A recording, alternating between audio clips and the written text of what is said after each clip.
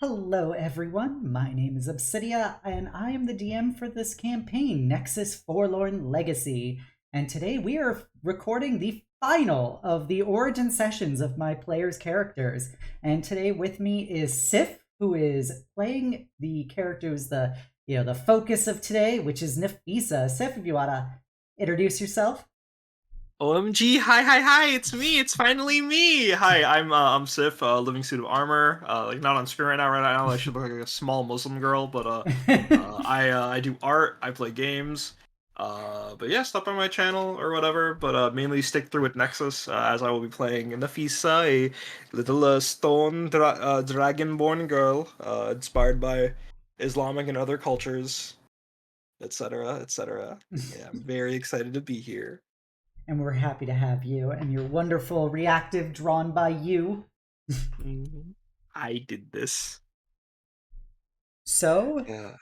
today we start off at the beginning, specifically in the far northeastern corner of the western continent of the world, in the land known as the Eastern Marches or the Dragonlands, depending on who you're talking to, in the mountain village of the Anhadar tribe. And my dear Nafisa, how do you start your day? Nafisa sleeps in a very comfortable nesting position. It's less of a bed and more of like a collection of things she has gathered from around her homeland. Like, oh, this rock is really warm in the morning. Oh, this is some good hay, some good cloth, comforters, etc. And she's like nesting like a dragon over a pillow with her she's not sleeping alone, however. She's got a little friend with her, her Drake companion Nyx, who is this stone-scaled dragon with gold trim and cracks through his scales, sleeping right on top of her. It's this weird like matryoshka effect of like egg, like a pillow wrapped around with Nafisa, with a small like lizard dog trying to wrap around her. That was a pretty big lizard dog considering she's medium sized. Yeah, it's okay. It's just they're wrapped. They lay it. It's got layers, and I imagine as the stone keeping the nest up gets warm enough, she'll wake up very slowly, like a monitor lizard under like the headlamp in a tank, eyes blinking one by one, and Nyx big. will perch up and do one of those big, like, dog yawns where it seems like they unhinge their jaw as they do it.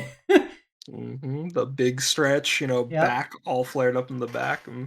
Like the crackling sounds of the various stone like scales on her body clicking together as she stretches. Uh, her head, I say looking up at you, except she has the distinctive features of no visible eyes.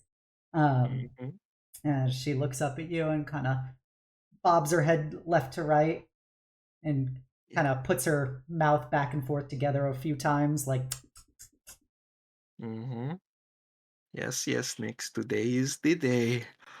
We will take it like any other day. Come on, let's wash up. I'm sure Uncle Almaki does some fresh eggs for us today. And oh, delicious. I love eggs. She patters over. She's speaking in a low draconic voice, uh, and patters behind you as you go to wash up and stuff. And she just kind of swishes her head under the water. yeah, Nafisa makes sure to like after drying herself, drying Nyx as well. Wet stone is not a comfortable feeling, I'd imagine. Yeah. Yeah.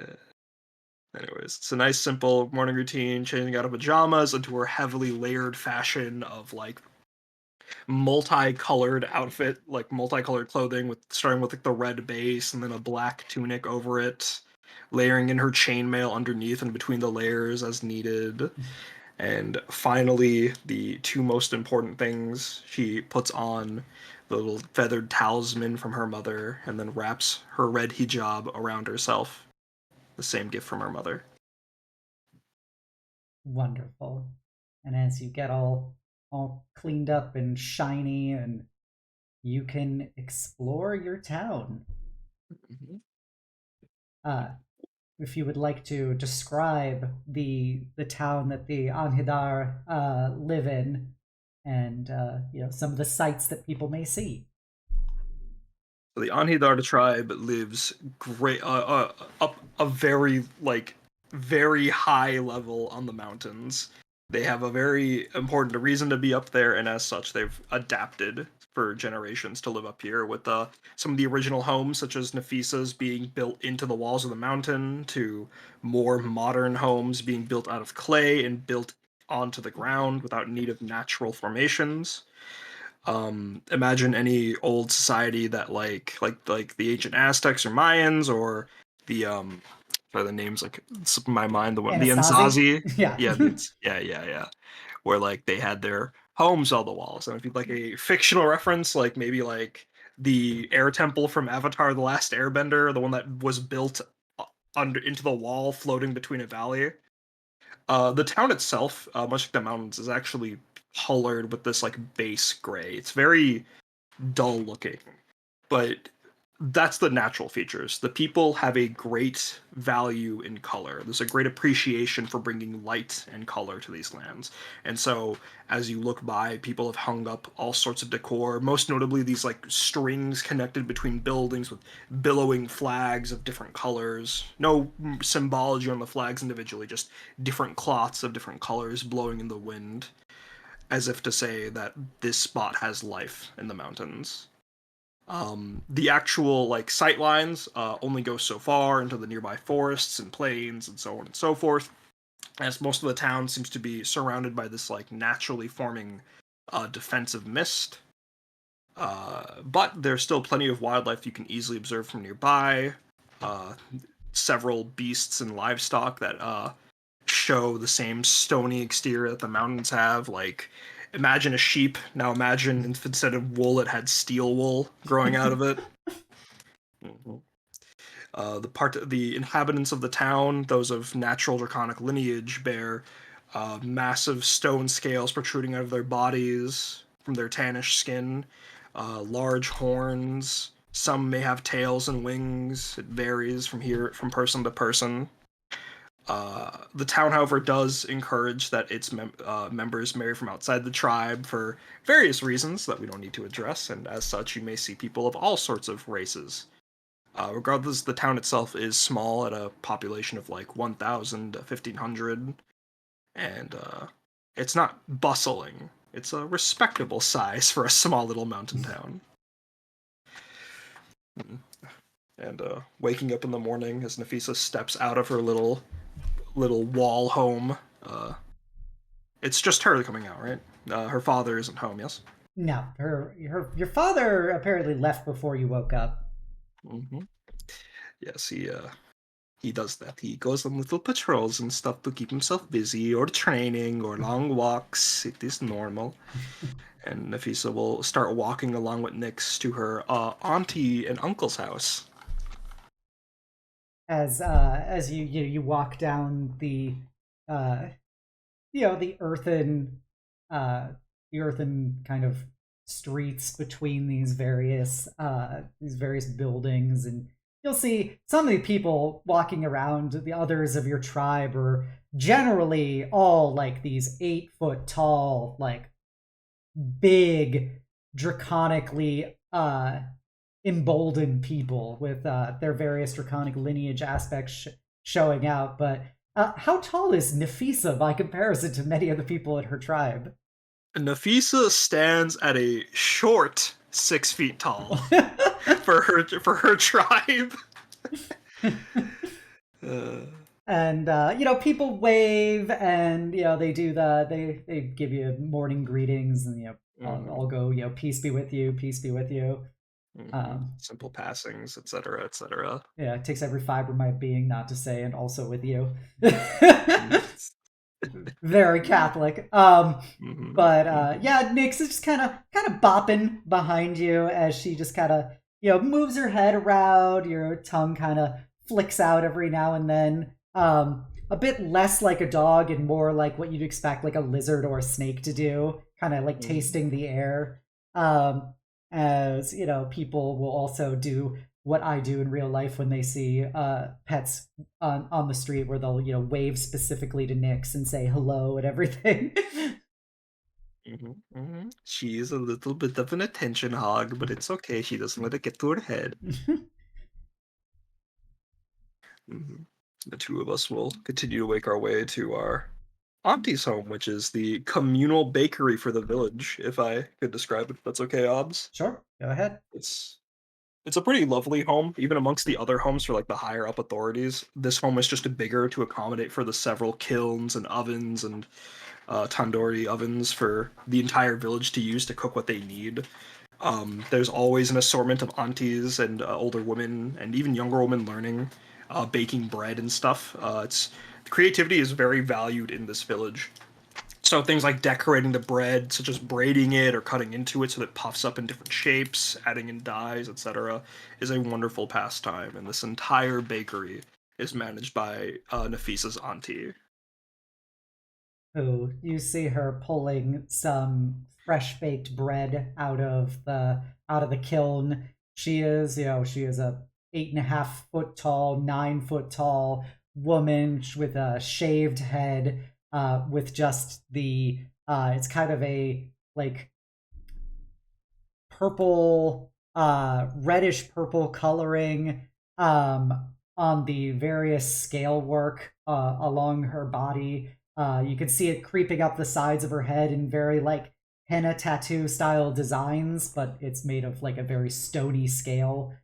She's got two very large horns, and a thick tail that is also assisting with her process, is basically helping hold her in place against a wall as she's lifting out this enormous, it's probably enough to feed 50 people worth of bread, as she just hoists it out of this kiln. And she looks over. Her clothes also just have that very reddish purple and gray and like a bluish gray kind of coloring to them, with various design work and embroidery on them. And she looks over and goes, "Ah, Nafisa!" I'd like to imagine that like she sees Nafisa like across the sea of people, and then Nafisa's head pops up here and there before she knows it. She like Nafisa's immediately within like a 5 foot range of her and just goes in for a hug. Morning, auntie.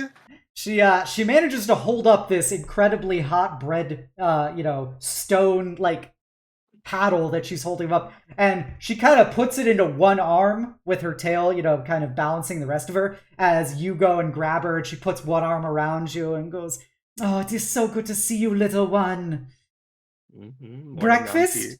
Yes, yes. Is Uncle Almakid already inside? He is finishing up with the scale oxen, but he will be inside shortly. Oh, I should help. I should help him. I need to do my chores before I leave. I'll see you inside, auntie. Let me go see Uncle. Okay, but you better work up an appetite. You always know I do, auntie. It's like Nafisa will still keep up with the appetite of the village, even if she's like 2 feet shorter than the average. Don't you worry, she will eat.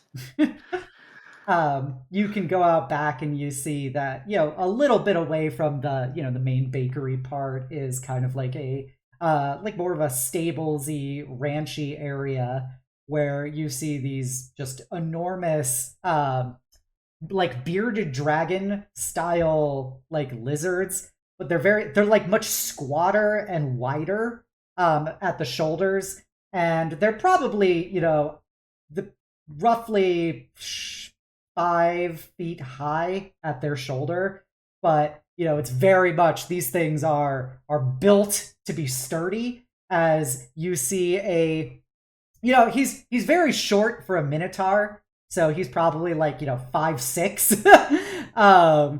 As he is probably he feels as wide as he is tall, as he is just built sturdy, with his very beautifully ordained horns, but he's still wearing kind of the very utilitarian tunic and pants and stuff with fur trimming on them, as he is getting big scoopfuls of like grasses and vegetables, as well as these enormous like mealworm style insect larva.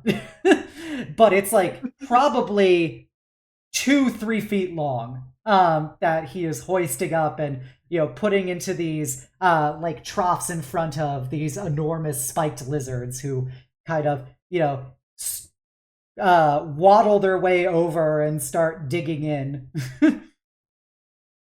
Good morning, Uncle Almakid, and she runs up behind him and gives him a hug before he like puts the bucket down of feed.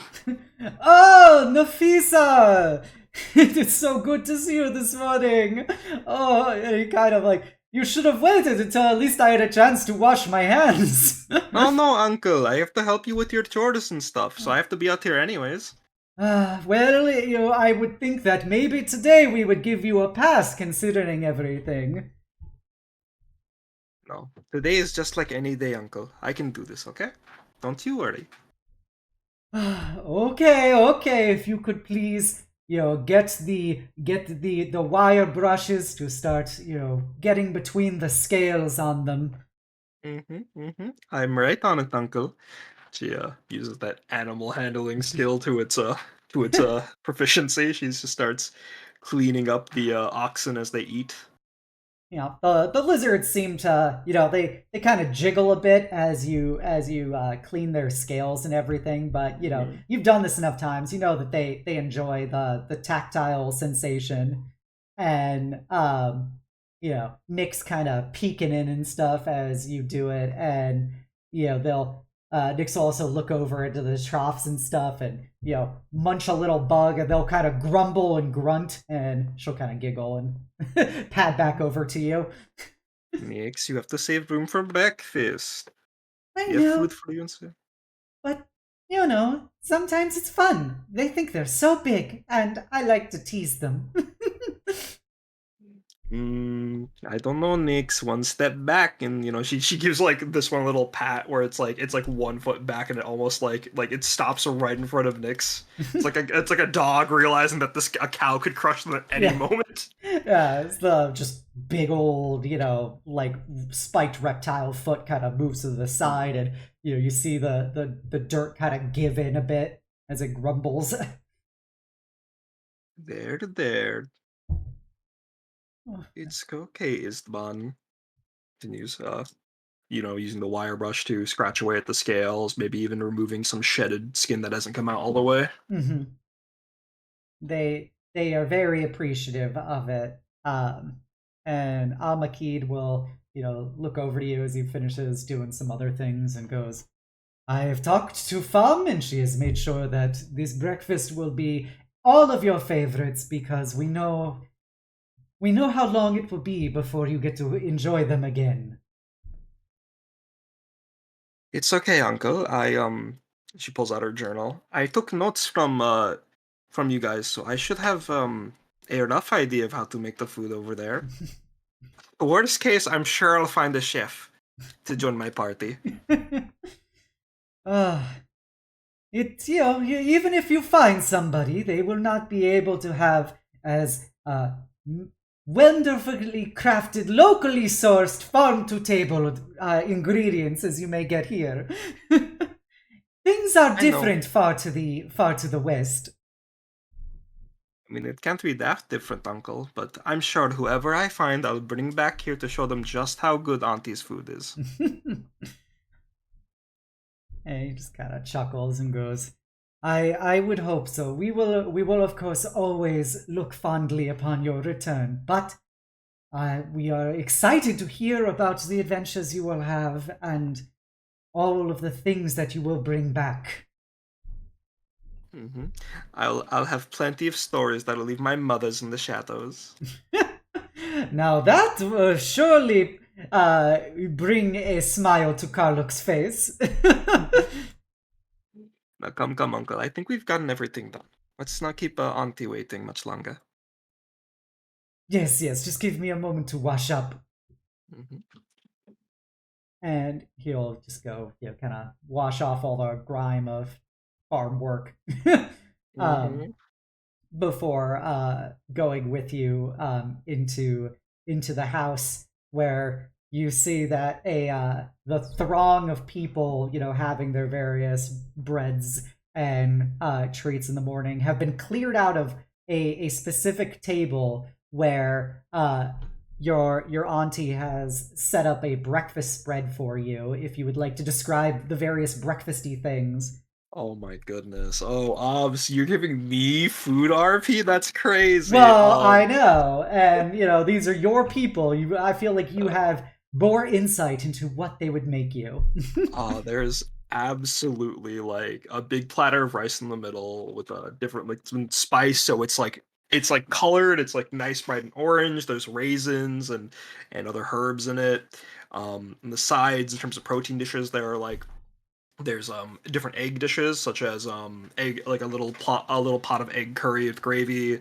There's stewed beef and mutton, tandoori chicken. I mean, I already said tandoori ovens were here, so Yeah. they exist. Garlic naan, so a big bowl of lentil soup, roti, aloha, which is like this sort of like pudding that they make that for breakfast. It's really nice, and you just put it in the roti and you wrap it up and you go munch munch munch munch. And other like a very strong, a very good mix of very strong and sweet and savory goods for a good early morning breakfast.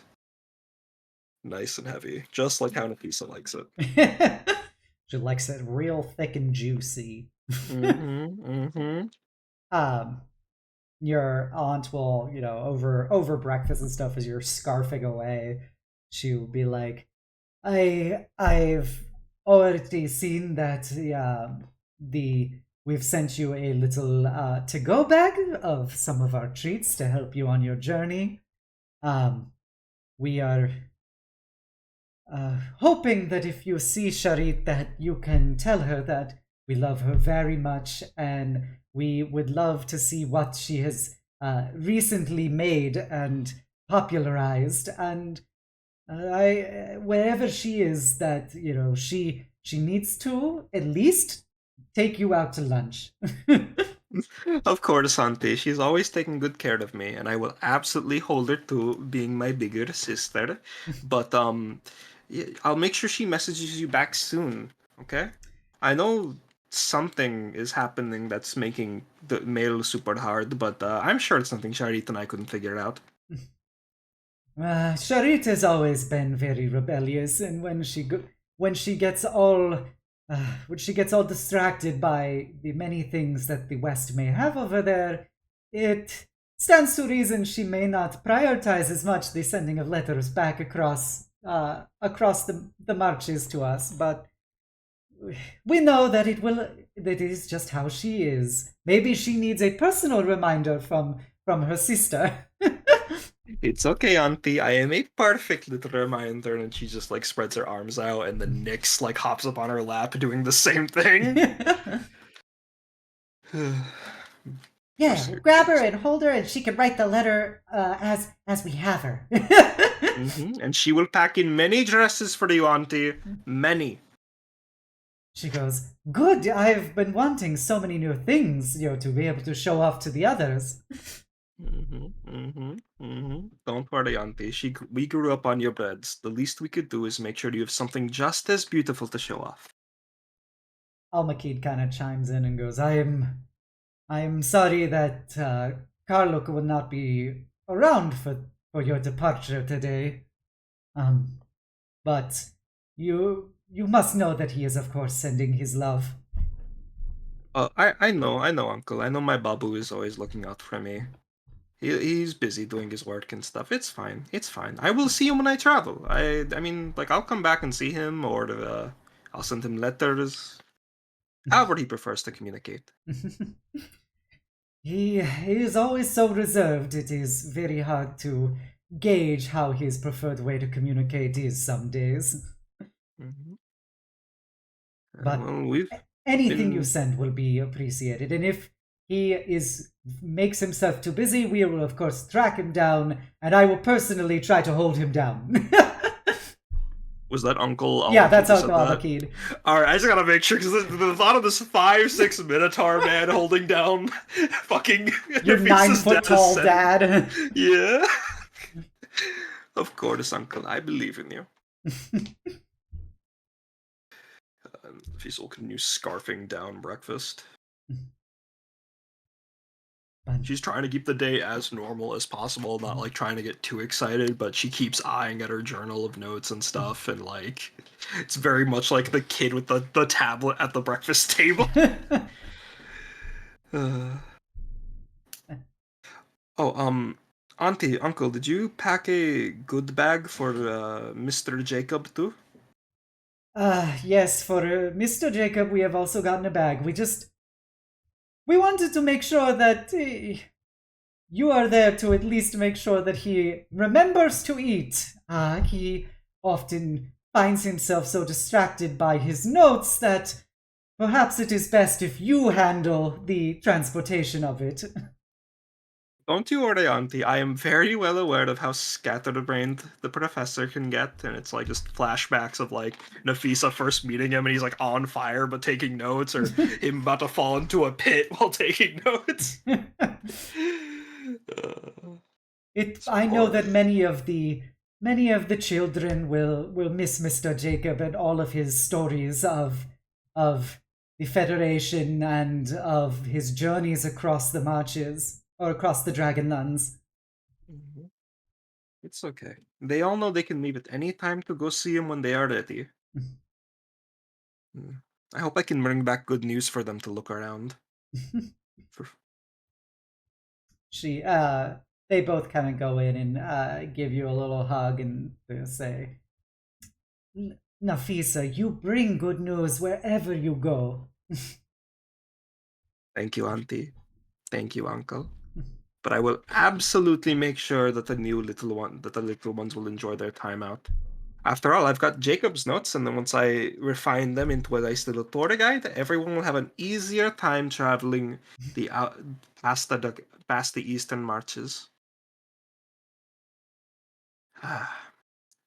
But I think she's like scarfed down the last row. Team's like, oh no, oh no, it's my time. And she's like returning the hug and then using all 18 of her strength to try to pick up both her aunt and uncle for this hug.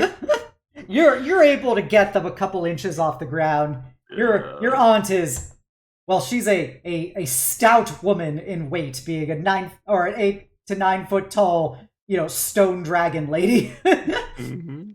So Nafisa is doing her best in their fucking our uncle's a brick fucking shit house. So and Nyx yeah. is kind of just looking up at your feet and stuff, and she kind of puts her claws on them and stuff, just kind of like how dogs kind of do that when Mm-hmm. you stand around them.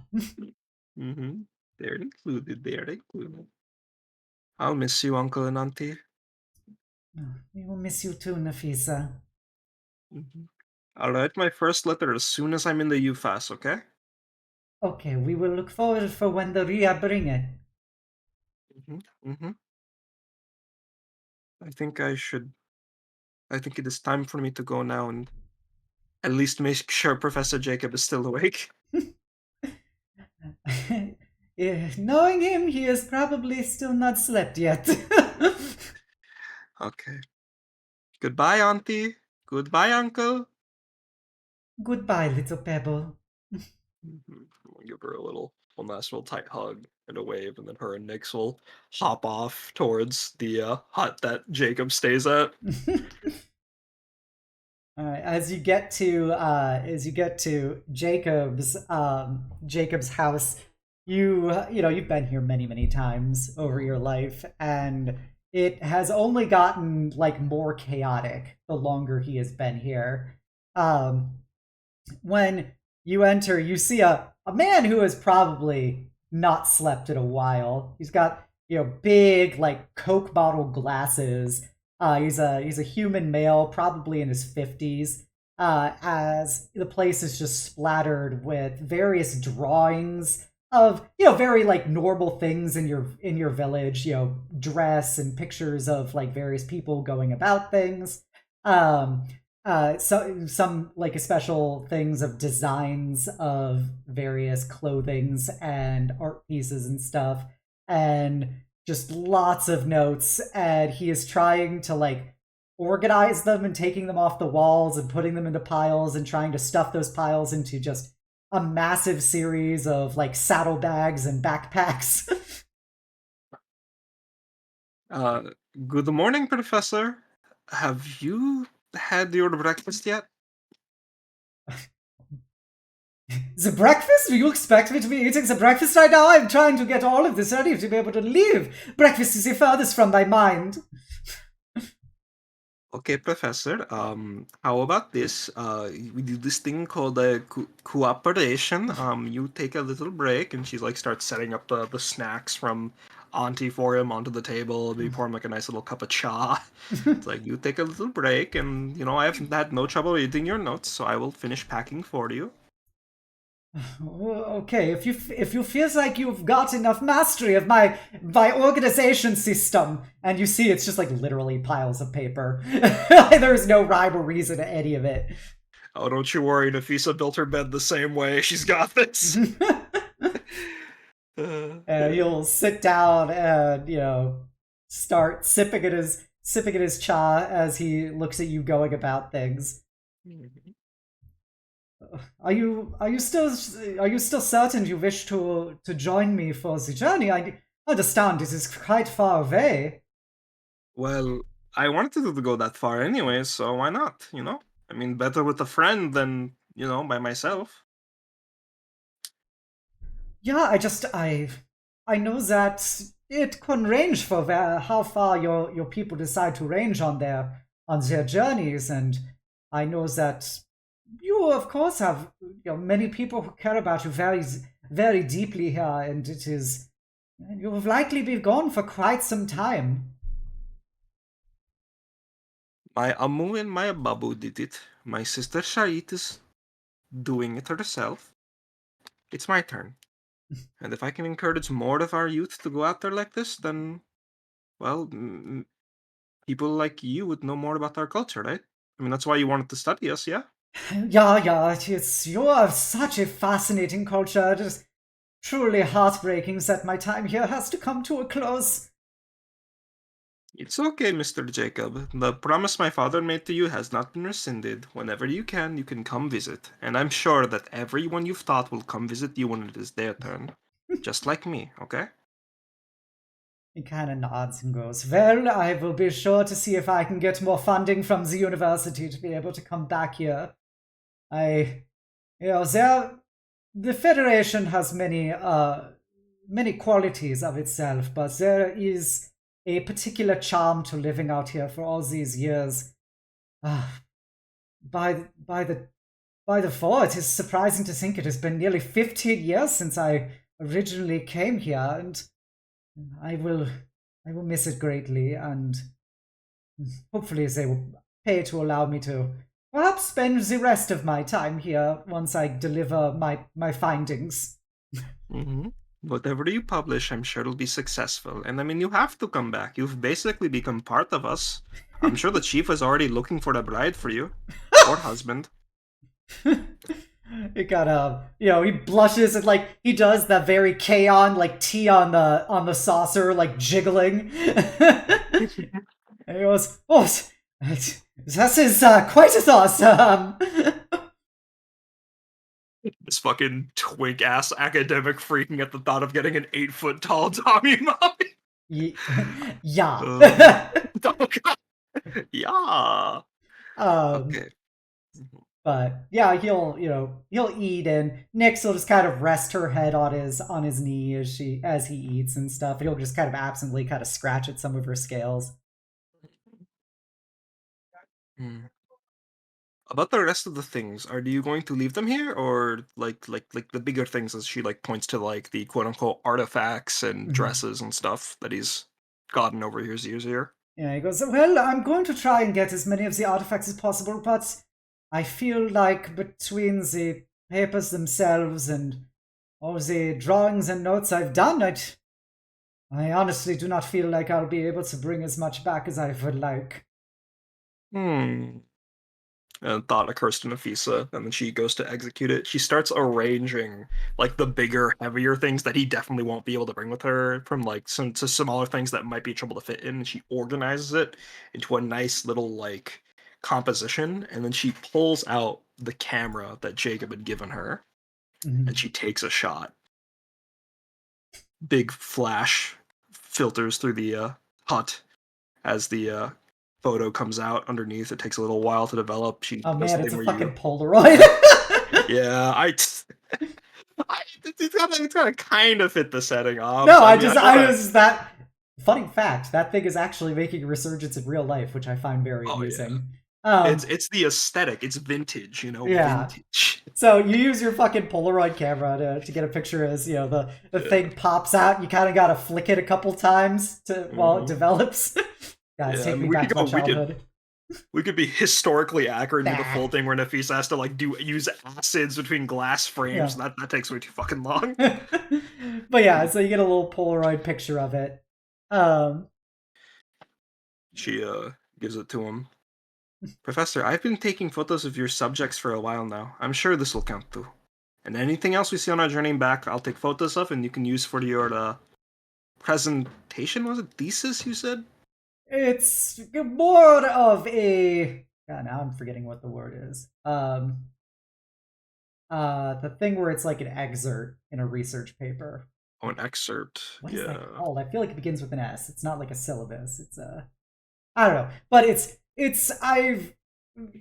to do a presentation for a research book.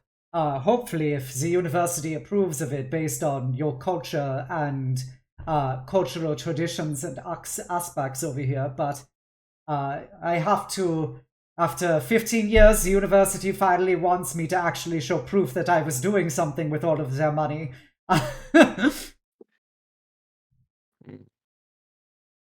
She like examines a few coins from his luggage, like unsure of like their actual value. And he's also got just like still got like a couple wads of Oh yeah, bills. Federation Yeah. credits and stuff in the paper form, uh showing just basically pictures from the different Federation member states and stuff. You'll see like the Leonese Torch of Liberty, the seven beholder eyes of Umbria, the the blue and gold starbursts of Tyrol, the green and blue the dual-sided summer and winter tree of Avalon, etc. And just each of the bills has like a different kind of country iconography on it. He would carry a bunch of like different foreign currencies just in case, huh? Yeah, he also has like actual like gold coins and Yeah. silver and coppers and stuff, which have he's shown you these over the years. Yeah, yeah, Some yeah. some of them are minted. They're like Ravenin, and they're all perfectly symmetrical with these incredibly ornate like carvings of various he told you they're like apparently prior emperors and other like famous people who've undergone the path of ascension and should be remembered. He also has these coins which are like the gold and silvers and coppers, but they've got like this very like natural design they all have like a double coloring to them. Have you ever seen like Euro coins where it's gold in the center and silver around it? Oh Uh, yeah, yeah, yeah, yeah, yeah. yeah, it's like that, except it's a gold coin with then like silver kind of looks like circuitry or wire running through pictures of like trees and animals, which he's told you are various Vanyaskin coins. And then there's just some which are less refined, but they're ones from various tribes and city states across the Eastern Marches. Mm. She's making note of like how confusing currency is really hoping that when she does get a group together that one of them is good at it. Little does she know.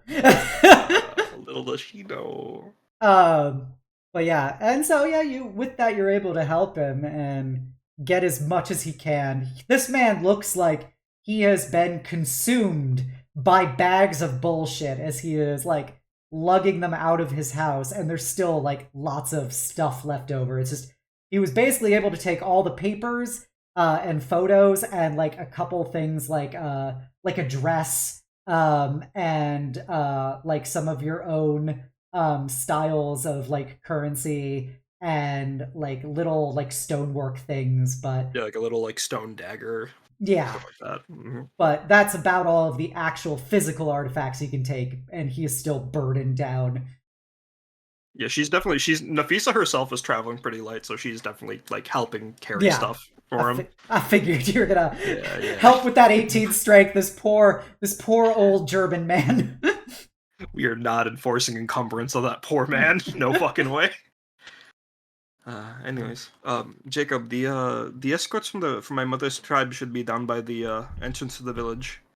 It's a little bit of a hike, so just let me know if you need to stop for breath, okay? Yeah. It's hard to believe it has been 15 years since I have done this journey. Uh, I think I'm still pretty spry. All of the fresh mountain air as he kind of like flexes and like stretches, and you hear like a popping sound. He goes, oh. I mean, aside from neglecting certain self-care activities, you are noticeably tougher from staying up here. Yeah, I think it is getting away from all the industrial smoke and byproducts and stuff of back into the Federation. Growing up in the Eisenstadt, you have so much industrial usage that gets produced that you often forget what the clean air even tastes like. Is it really that bad over there? No, I'm just they're walking and talking, yeah. Yeah, it's is very different. The scale of everything is very different over there, and they all have to produce the various goods and appliances and items that it makes the world more convenient for them. And unfortunately, that takes a significant amount of industrial labor and resources. And well, at least where I'm from, it is especially pronounced. It is so obvious that even in our national flag, we have the gray in it is from the smoke of the factories. I mean, sounds like they're hatching their eggs without counting their feed. But don't worry about scale, Jacob. I, as you know, am pretty big. Yeah, you could say that again. I could. But did I say it wrong? No. I just meant you are so gross. You are very big. Many people within the Federation are not nearly as large as anyone in your tribe. There are of course people from some of the bigger people. Like I've seen many very large of the bugbears in the various goblinoid communities who are still very big, but not nearly as large as some of your people. Mm-hmm. Oh, I entirely forgot to say that Nafisa, upon seeing Jacob, would hug him. That is an important Oh, character trait. Yeah. oh, he of course hugs her back. He has always got like this very unhealthy academic kind of look to him. A man who drinks too much caffeine, doesn't eat enough. Thankfully, he stopped smoking after he moved here, but Oh no. Oh no, he better not have a cigarette in his mouth next time I see him. he was definitely a real coffee and cigarettes as a meal kind of academic. Oh man. Yeah, no, we're not. We're beating that out of him. No cancer. Okay. Anyways, let's go. Let's go, Jacob. Yeah. Nix, would you mind carrying one of the bags for him? Oh, was that to Nyx? Yeah, that was the mix, yeah. Oh, My dog yeah. is very Of helpful, course. You my could put friend. it on me. Give me the saddlebag. Mhm. One day, Nix, you'll grow big and strong, and then you can carry even more than Uncle's oxen. She gives you a big doggy smile as her tongue kind of lolls out of her mouth for a bit Mhm. and kind of does a little head nudge to you. And just like that, the three of them will make their way to the exit of the Anidar tribe's territory, which is it's a very, very much further down the mountain. Yep, it is quite the winding mountain trail to get you down from your tribal area. And many people, will give you hugs and bless you and wish you goodbye and stuff as you head out. Um, as a heads up, those guests have arrived, and you hear them on. I'm doing my best to minimize mic noises, but if you Um, hear any actual like Bengali in the background, it's not me. Just let me know. Gotcha. Understood. All right. But yeah, you're able to go down at several points. Jacob needs to like pause and breathe and pant. Mm-hmm. But you can successfully make it down where they're at the base of the trail.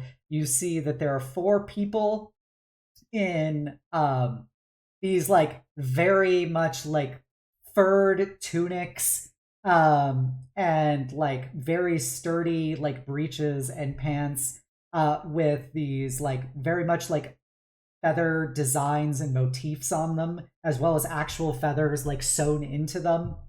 And they each have horses, and at the back of each saddle is this crested like wooden structure, which is also covered in various feathers, very much like the kind of like the winged hussars from Poland. And resting on those are each of those crests on each of their horses is what looks to be like some kind of hawk.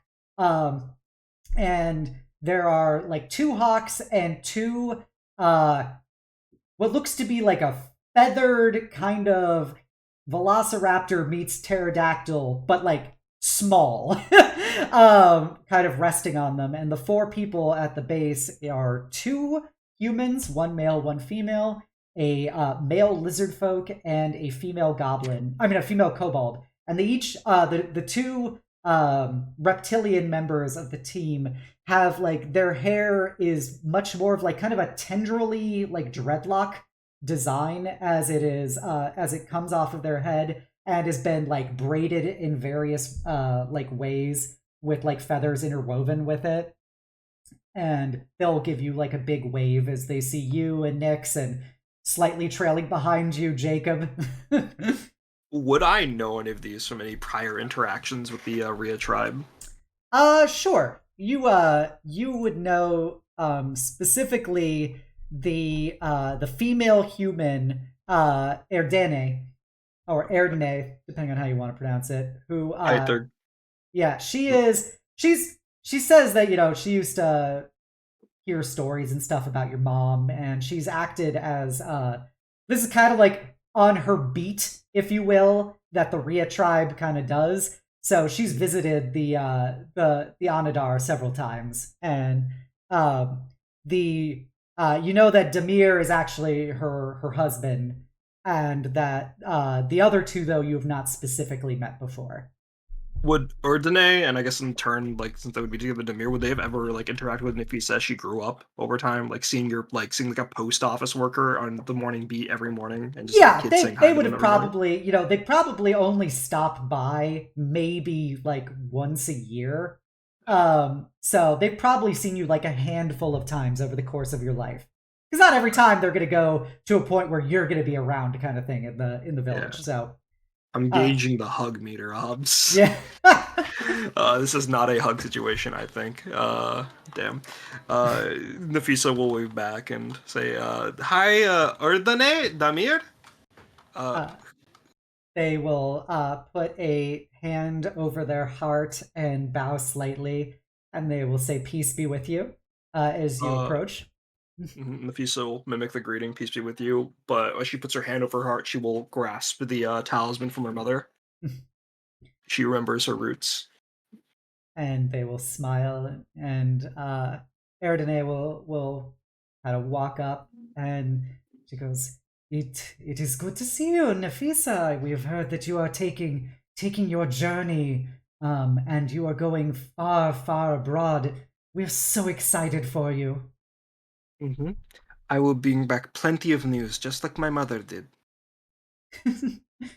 And Erdene kind of smiles at you, and she goes, "Your mother would be very proud. I have heard many stories of her journeys, and the the many things that she saw and foes that she overcame, and it does her great honor to embark on your own journey to such faraway lands."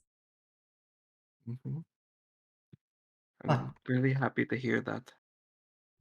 she kind of nods and goes, "But there are new riders with us. This is Arban," as she gestures to the lizard folk, who's got these very like green and yellow like scale designs going. He's actually one of the more traditionally humanoid looking lizard folk. So his features are less lizard pronounced in like his face and stuff, and are much more of like a near softer, like more reptilian than a Yuan-Ti pureblood, but like not like a actual lizard. um as the scales very much like frame the sides of his face and stuff, and going to his braided tendrils as he puts his hand over his heart as he bows down. And this is Irek, as the female kobold, who she is also much more on the traditionally humanoid spectrum of it, but she has these beautiful like purple and pink scales, that and her little like swaying tail which has a little wrapping of feathers around like where it is probably like the midpoint of the tail. It is a pleasure to meet you, Arban and Irek. Thank you for your support. May peace be with you. And she does the same greeting that Eridane and Erdene and Demir did to her. We have we are honored and excited that we get to escort you on this journey across the Dragonlands. We we have horses prepared for you and for your guest, and we presume the little one can walk alongside. She seems very fast. Mm-hmm. She can keep up just fine, but I'm sure that she can hop on the horse with me. Wonderful. We are going to ride for a few days to the main Ria tribe, where we will gather up the supplies we need, and you can see some more of your mother's tribe, and perhaps we could share dinner there with the chieftain, and then from there we will begin the journey to the city of Drongdo, far to the west. That sounds lovely. I would love to see the last things my mother and father saw before they began their journey. It means a great deal to me. Thank you. She nods her head, and Demir comes over with the two horses for you and for Jacob. All right, real talk. Can the horse handle Jacob's luggage? It is as he tries to do it, the horse kind of does a very ornery neigh, and fucking Erdney kind of works with him, trying to spread the luggage across the four other horses and your two horses to get this all worked out. But yeah, it's definitely a group process. Mm-hmm, mm-hmm. Hopefully there'll be a wagon of sorts at the Drang, though, was it? Yes, from Drondo you should be able to get a caravan to take you across the Painted Desert to get to Ravenna. But, you know, we are simply the outriders of the Ria, so we generally travel fairly light. As she kind of side-eyes Jacob, as he's like doing very much like you ever seen somebody try and get on a horse that either it's their first time or it's been a very long time, and you're also a man in your 50s. And he's like real kind of struggling to get up there as Arbon kind of moves over and is trying to like lift him up and put him on the saddle. It is just like riding the bicycle. I'm assuming like they give her the look of like, what's a bicycle? And Nafisa just shoots back, I don't know. I don't know what a bicycle is. Yeah, everyone's kind of like, oh, okay, weirdo. Fucking weird. Uh, mm, But with that, you can get on a horse. You are very good with animals. You're a ranger. You have animal handling. It very much is accustomed to you very quickly. And mhm. is there anything you wish to do as you turn your back on your home for the first time in your life completely, and you do not know when you will return again? Nafisa will probably just focus on the journey because this initial walk, you're trying to get the horses are obviously trying to get used to carrying everything, and Jacob's getting used to like riding, so that's going to be like the first part of the journey. Mhm. But as they get further and further away from the mountain, she will eventually take that look back, seeing its glory from the ground for the first time and how its peaks break through the clouds into the very heavens. And she will take a little photograph to reserve the last shot of home, Aw, keeping her scrapbook. that's adorable. All right. With that, it is going to be a couple days ride to get to the main Rhea tribe. You see the vast, like once you leave the mountains themselves in the northeast of the continent, it goes into these vast steppe lands, um, where you see the green grasses. It's probably springtime, in the area, so lots of green grasses, some blooming wildflowers and like weeds and stuff that are popping out. You'll occasionally see various kinds of like slightly like scaled steppe deer. Like some of their antlers have this very much like the the bone and cartilage is also interwoven with scale work, as they're just munching on grasses and stuff. And as you ride, the various birds of the other Rhea members will be flying and circling overhead. Every now and then you'll see the riders kind of their eyes like blink out for a second, and it's literally like the matching eyes of each of their own respective birds. As they then like will blink again and be back to normal. And over the course, they just talk about, yeah, it's when they like to see through their partner's eyes, to get a better view of the area. Mhm. Yeah, given Nafisa's blind fighting style, she's definitely learned to do a similar kind of thing with Nyx, which is nice. Yeah, Nyx has been just, he's been padding along, or she's been just running alongside, occasionally having her tongue, lolling out It's of her mouth.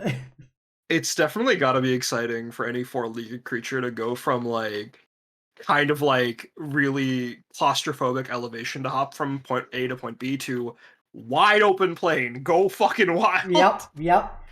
She Uh, constantly will like run off and like sniff stuff and like look around and like she'll like grab like some flowers and stuff and put them behind her horns as she like comes back to you and stuff. mhm. But is there anything of particular note you would like to have happen as you ride to the main Rhea tribe? I think during these travels, aside from the like obviously camped out nights, as like Nafisa can properly like see the stars from the ground. Um, no real major events come in mind, but she does get more and more friendlier with the escorts. She tends to do that, Mhm. build up that hug meter for when they finally depart. Making sure Jacob's notes don't get lost. And I think what really intrigues Nafisa the most about the wildlife is just interacting with the wildlife here. It's something that her uncle was very passionate about. That's why he came to the village, came to the tribe to take care of their livestock. Mhm. She would absolutely try to make memories with like the steppe deer and stuff, and try to understand how Gotcha. ground creatures work.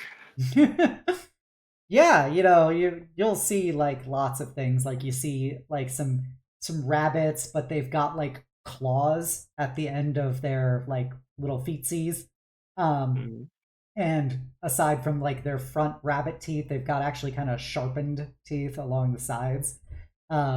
The steppe deer, as a whole, of course, are very cagey, mm, as most prey animals are.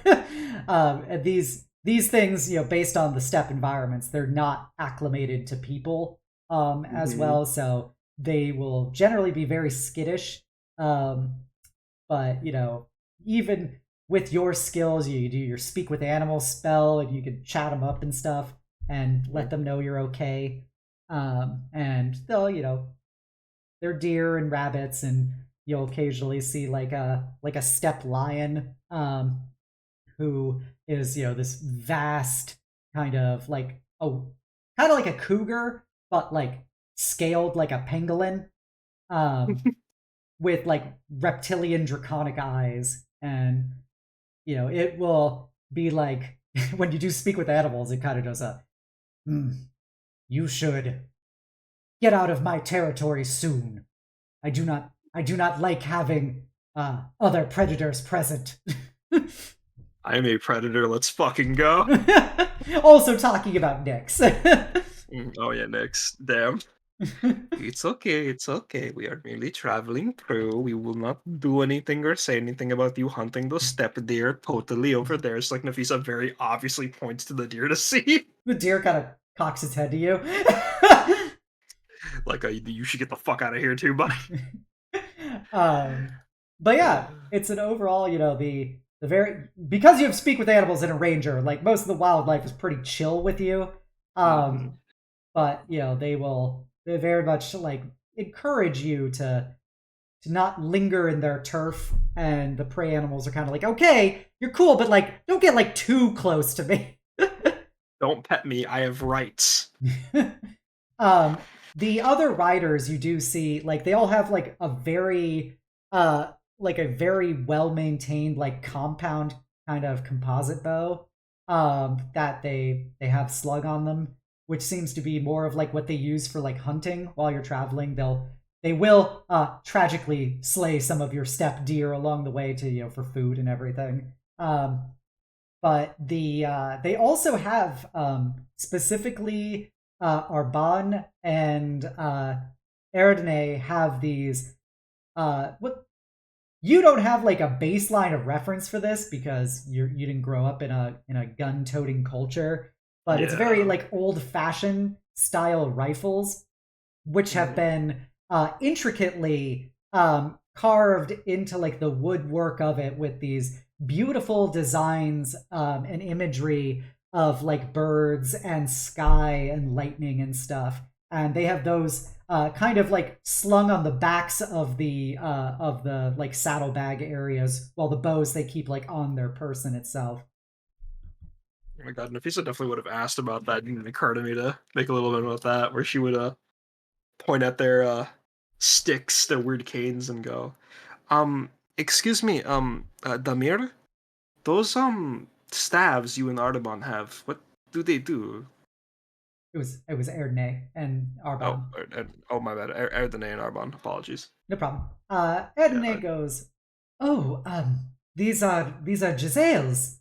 We They are rifles that we have traded for over the decades, and we pass them down through our families." a rifle. I think Jake. She like pulls up her notes now and is like trying to like find any reference to firearms, but they were a very light topic from Jacob. Yeah, Nafisa does not know much about them. yeah. He doesn't. He Um, never liked to bring up like war fighting things very much about the yeah. Federation. What is it for? Like a dowsing rod, or do you cast magic with it, or? No, no. It is like a bow. However, it is much louder, but also much more powerful. While the bow is silent and we use that predominantly for hunting and for light prey, the Giselle is more useful when you are fighting more dangerous things and stronger things. Mm, I see. I see.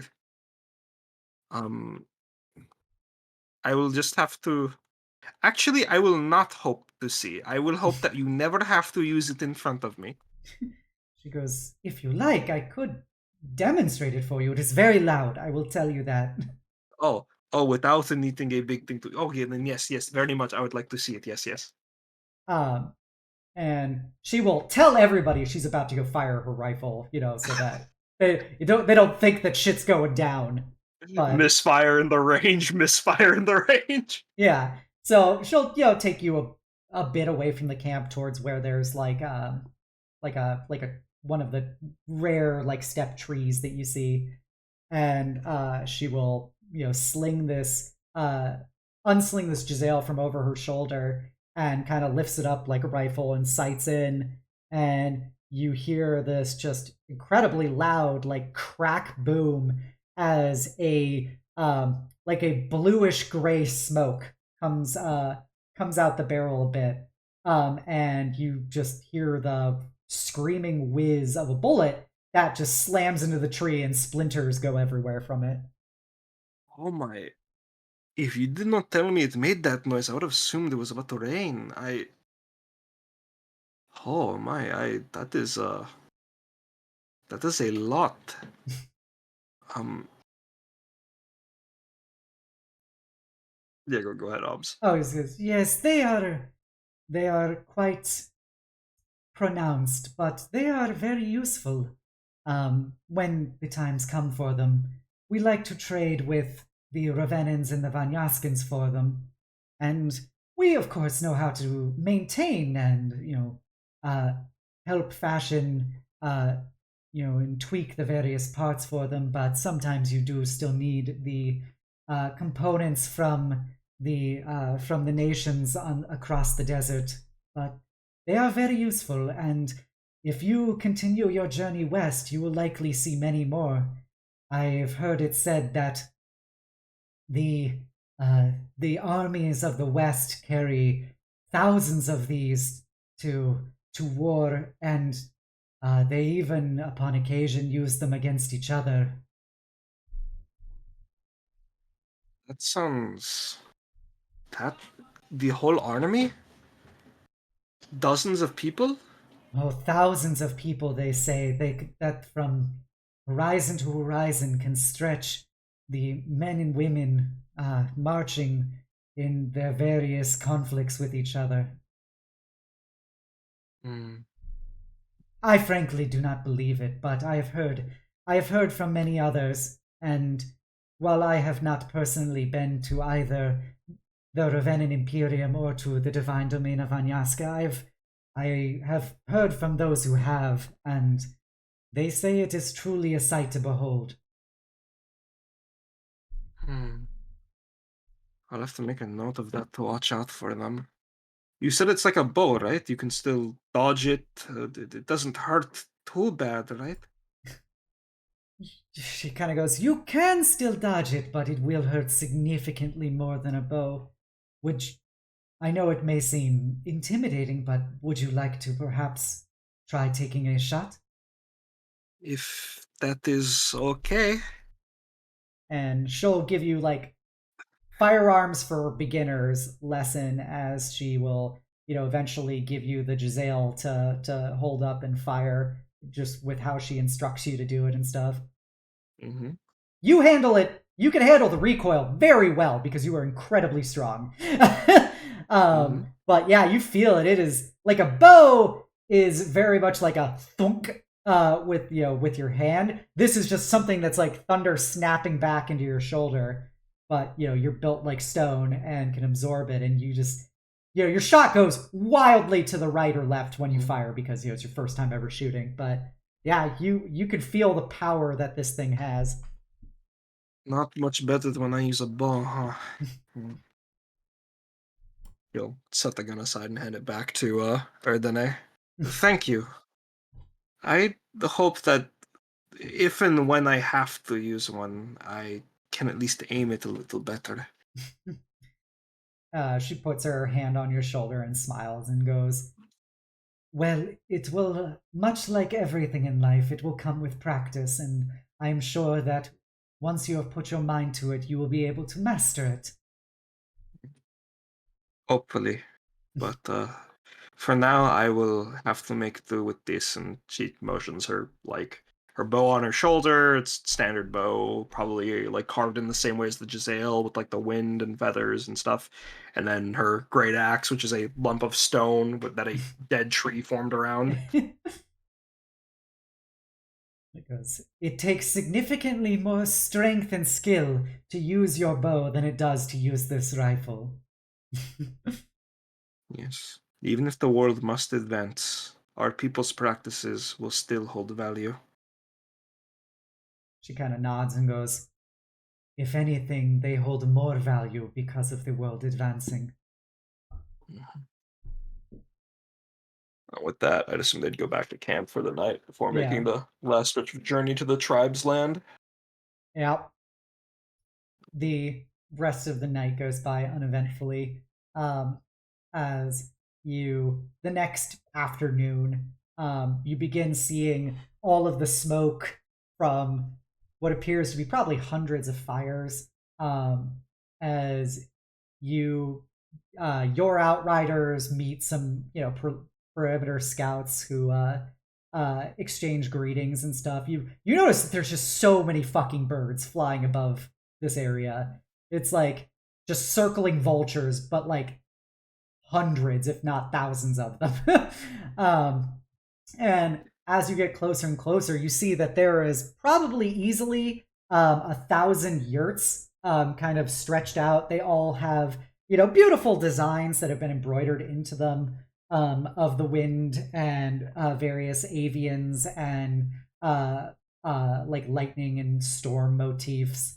And you see all the birds flying above and the various members of the RIA going about their lives. There's big wagons which have been set up and have been kind of half, not to say disassembled, but they've been kind of turned into like impromptu structures from which, various kilns and like forges and stuff are brought out, and you see people like working on various blacksmithing and tools and making food and like pottery and everything, and all the birds kind of resting on various things, and just so many people and horses, and next to the wagons are more scale oxes like your uncle maintained. They're just kind of grazing, just kind of being big lazy lizards.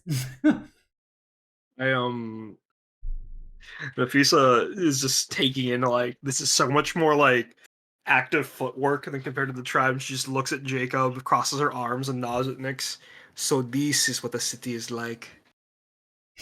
He kind of chuckles a bit and goes, well, I would say that this is certainly much larger than your home tribe, but my sweet little Nafisa, you have not seen anything yet." Mm-hmm. I am But big. there's probably about 5,000 people in your mom's like total tribe set up. Mm-hmm. Yeah, like not counting the ones that are out and traveling. Yeah, Yeah. it's the most people you've ever seen in one place. Mm-hmm. Um, Yes. Ardane, are you and the others going to be getting the supplies? Should we come with you? Is there somewhere you um, want us to be? I will send Damir and the others to get the supplies. I will take you to see Niaz, who is the chief. Would of course like to see you, and he was quite fond of your mother when she was with us. Quick note. I Yeah, can't remember. Is Niaz my mother's parent? Can't remember. can be if you want. He's just the You chief. not I don't know if your daughter, I mean your mother was intended to be like the head or a part of the head family. I'll let you. Whatever you think will be spicier, DM. Go Okay, for it. I I'll want have him if be. He could be your grandpa. sick. He might shit talk my dad. Let's go. Fuck yeah. And so Erdene will take you through it. Everybody has very much, you've seen the Ria. They all have these very Mongolian kind of Tatar aesthetics to them, um, and but they're made up of numerous kinds of races. They're just more probably humans and like reptilian races. Like you notice lots of like lizard folk and kobolds, as well as like various types of dragonborn, just kind of throughout the tribe. And at the what is like this massive like central like kind of like a circus pavilion style yurt. Um, you see that Erdene will kind of approach and say she'll enter and be like, just please wait here for a moment, Nafisa. Mm-hmm. And Nyx kind of just sits down on her back legs and kind of looks around. Are you okay, Nix? Yeah, there are so many smells here. So many people. Yeah, I don't want to get a little overwhelmed by this, but if this isn't like what a city is like, I ooh, do. How many more could there be? it's such a imagine living like this, so cramped and narrow. It. Well, we do have fairly cramped environments back in the mountain. As she Yes, kind of but like like, tilts her head to the side as she thinks about it. mm, There's certainly yes, but more space. yeah, but so many more people and so much coming and going and coming and just ah. She's like also sitting down, like hugging her knees next to Nyx and just leaning against her. It is many things for us to explore. Hopefully, the cities are more spacious than here. If there's so many more people, then they have to have a ton of space and like a whole building for a person. Yes, yes. And she kind of nods her head, like, yeah, yeah, that makes sense. These two are so fucked. um, Eventually, Erdney will exit, and she'll be like, "You can come in. Niaz is very excited to meet his granddaughter." Mm-hmm. I My mother told me a lot about her family here, and Nafisa will say that as wandering in.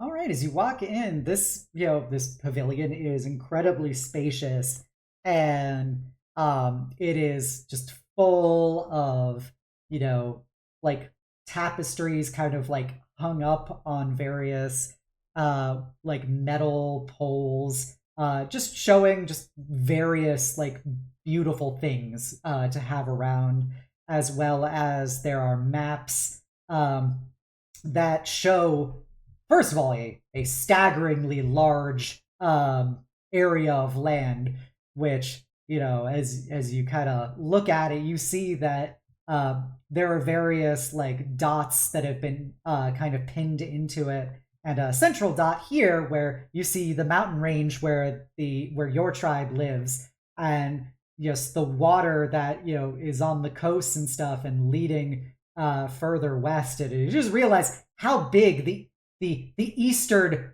half of the Dragonlands truly are, and just all of the, as various other people are kind of like monitoring these maps as emissaries come in and talk to them, and they move these ornately carved kind of pins around different parts of it.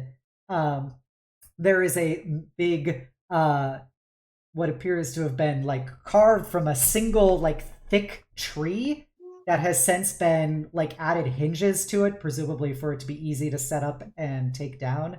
And behind it is a very like athletic human male. He has a real salt and pepper beard, which has been braided into like several braids coming down it. And what color hair does your mom have? She would have like tealish green hair. Okay. And he has this kind of like uh dark, well, it's no longer salt and pepper, it's now salt and Sea salt oregano. colored. It's salt and oregano because it's like this dark green hair that he has pulled up into a like pinned in place kind of ponytail. And he has like a pair of feathers that have been put onto either side of the pin that has his hair. And the designs of the braids on his beard very much look kind of like peacock feathers, as they're just the way that the sequins and stuff on them are.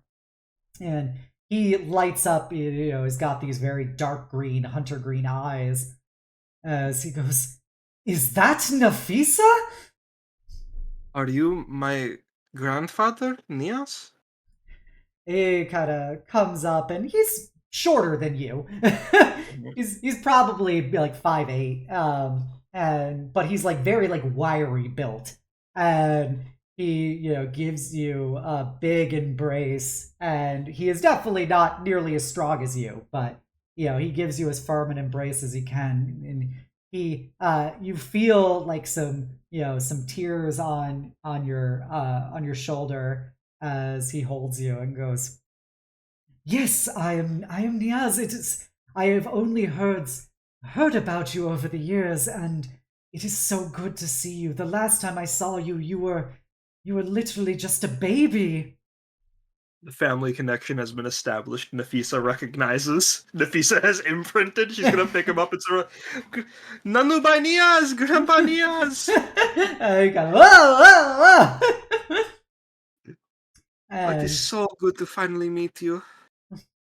it is so good to see you too. I have heard stories about you, and I have heard you are taking your journey. And oh, I remember when I had to see your mother off on hers, and it was the hardest day of my life. But it is, it is, it is her way that she was always born like the wind, and she would blow across these worlds, and you cannot restrain the typhoon. But a bird always comes back to its nest, and just like she came back to see you with me, I'll come back and see you again properly. He kind of wipes some of the tears from his cheeks as he goes, "And I will hold you to that, little one. Mhm. And you are, of course, welcome here. We will throw a great feast in your honor." Just like my mother, that is a good omen. Thank you, grandfather. Thank you. Shh. All things with family should be celebrated, and especially with good food. I have not had Ria cooking in ages. She's like drooling and mixing it with the tears from her grandpa. uh, Oh, yes. wait, before we continue, I would like you to meet my hawk, my friend. And she holds up Nyx. You holding her up Yeah, yeah, I'm like a holding cat, her up. like behind the front legs and stuff. So just like Yeah, long yeah. nicks. Long Nyx, her fucking torso extends. um, yeah, you hold up Nyx, and Nyx kind of her tongue kind of flicks out, a little bit as she looks, moves her head towards him because she has no eyes. And he kind of looks at her like very surprised and goes, "Oh, you have. I see that you are truly the mixing of our cultures." She looks to be a strong and majestic hawk to accompany you on your journey. I learned how to look through her like my mother looked through her hawk. And one day she'll be able to fly too.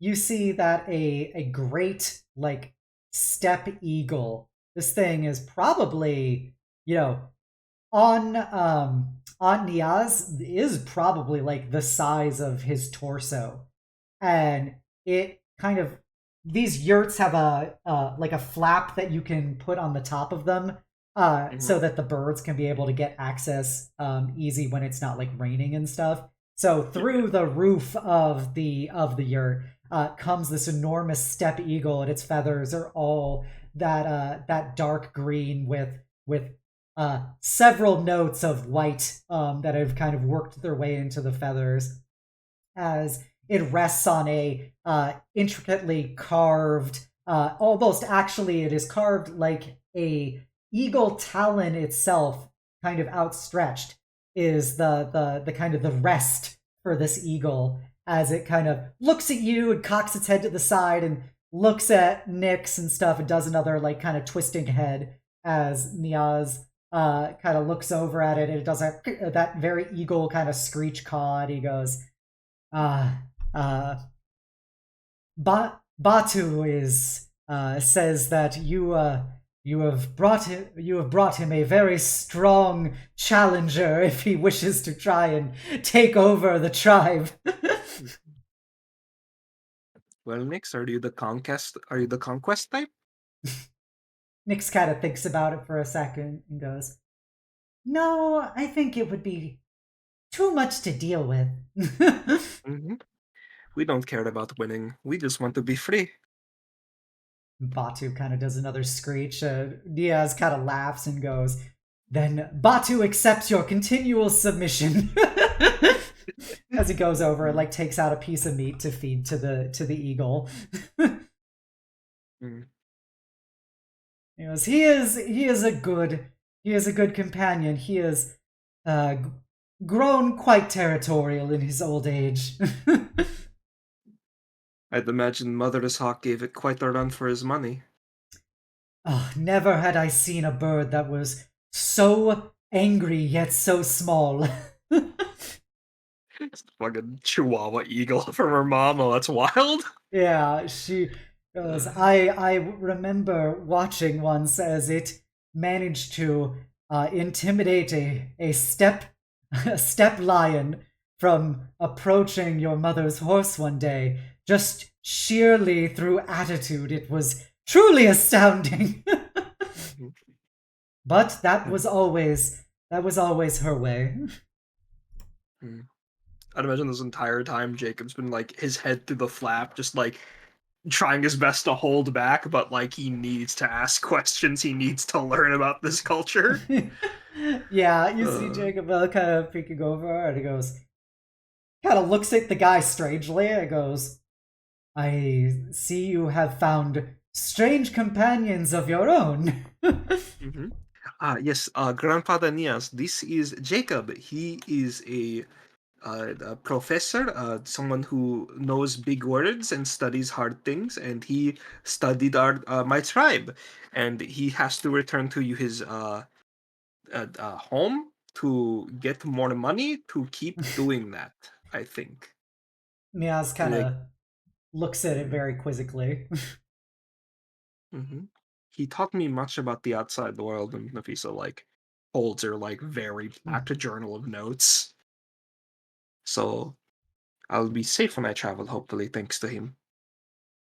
Miaz kind of gets a bit of a paternal stance to him as he walks over to Jacob, and Jacob kind of does the bow with a hand over his heart, going, "Peace be with you." Peace be with you. And Diaz kind of looks down at him and goes, kind of nods and goes, and also with you. Sorry, I did that in the German. And also with you. And he goes, "I have heard that you are taking care of my Amira's child and teaching her to survive in the lands beyond. And for that, you are welcomed here as well. And our home is your home." And Jacob kind of like gets real excited and goes, "Oh, excellent! I have so many questions I would like to have answered about your particular activities. I only learned a little bit from Amira when I was there, but I can say that I definitely have lots of questions about Ziria." Oh, be careful, Uncle, with that promise. My babu made the same promise to him years ago, and he stayed with our tribe for 15 years. Niaz kind of looks at him and goes, "I do not think your own chieftains will look favorably upon you spending 15 years with us as well." And Jacob kind of goes, "Oh yeah, you raise a good point. Perhaps I could simply take down a few notes and kind of pick your brains a bit. I kind of looks outside at where the others are, unsaddling the horses of all the bullshit that he brought, and goes, perhaps I could not contain a further research papers worth of information anyway. I feel like your outriders would be quite stern with me." Oh, God bless this poor professor, this dork of a man. This poor nerd. Oh my goodness. But Niaz will be like, "Well, I will get things ready for the feast, and I would love to hear more about you." And with that, I think they'd settle in, get things ready, field questions, learn about it until time of the feast. Yep. Yeah, and he just kind of asks you about your life, and he kind of avoids bringing up like questions about how Amira was at the village. but he definitely makes a lot of analogies when you talk about things to his daughter, and how much of a fucking gremlin she was. Uh, Mm-hmm. like She. in a nomadic steppe people, she was already considered a wild fucking wanderlust kind of gal. Entirely way too free for an already free culture. And then Nafisa in turn would like make no effort to like, yeah, mom's a touchy subject, and we're not going to talk about dad. Yeah, She he could also just talk doesn't about talk her about your past. father, except for Yeah. occasionally being kind of a. You ever talk to like an older person about someone they don't like, and they'll kind of be like, "Huh, yeah," like very like kind of clipped. You're like, that is something he would do. Man, that's that wild. that's the extent of how he talks about your dad. Um, Mhm. but he will just be very excited for you. He tells you what little he knows about the rest of the eastern dragonlands up to Drungdo, and he admits that he's only been past the Painted Desert a few times, but he has actually seen both Ravenna and the Divine Domain in person as a part of his own wanderings as an outrider. Damn, Grandpa's gone around. There's a reason why he's in charge. Um, Yeah. and he'll of course explain some of the basic logistics to you. Like he shows you a map and indicating where the tribe is. All of the pins indicate various outrider detachments going and acting as the very fabric that connects all the different tribes and city states, etc., across the Eastern Dragonlands. I imagine this like weird bonding moment where like she Nafisa starts acting like the daughter he kind of wanted. It's like this is my granddaughter. I've Yeah, been cheated out of raising her. She's perfect. she's so well behaved. I've only had Nafisa for 5 minutes, but if anything happened to her, Yeah. Um, but yeah, and he's just Mhm. very excited to have you. And Yeah. the coming of the feast, everybody, kind of sets up, and there's lots of mutton and like beef that's cooked in these like big woks and stuff over these open fires, which have some of them have bellows that kind of pump them up higher as they kind of do a stir frying to them. Um, Mhm. there's like noodles and rice and stuff which they have gathered apparently from other trading efforts since they wander too much to like grow them themselves. Oh And yeah, the cuisine here's got to be super fucking varied given their yeah, culture. Yeah. yeah, you get spices from like all across. You get like some like very much like Indian style spices mixed with lots of like saffron, and like cardamom, and like even some like basil and oregano and stuff, which are from some of the far west areas. Um, and it's very much kind of like a Mongolian barbecue approach to it. Um, they're all about just piling on like all the veggies and meat and stuff to each of these dishes. And it's interesting also just how different it is from your own cooking, because obviously you're much more of like a naan and rice kind of people, and these are Hmm. much more of a they've got a much more of a noodle influence on them. Hmm. But Noodles and stuff, and like I assume like Nafisa would freak out at the idea of what a fish is. oh yeah, they definitely have fish. Yeah, it's like holy shit, you get this from like there's probably fish in lakes and stuff from the tribes. It's just I don't Yeah, think there's any fishermen in the yeah, tribes. It's like a really rare delicacy. yeah. So yeah, they've got definitely they call them snakeheads, but they're not quite like snakeheads in real life. Much more they're like a kind of reptilian draconic like tint to normal fish, where they're fish with bigger fangier teeth. But yeah, they get those from some of the rivers to the west, as well as traded from some of the coastal communities and stuff across the network that have been salted to preserve them and everything, and dried. So it's been just a lot of different flavors for you, and Niaz is so excited to have you. He has you sit on his like left side at the big gathering, and he constantly like exchanging stories with everyone, and it's just like it's this really great. It's thousands of people all kind of going about their lives, but in this moment it feels like it is just one big family.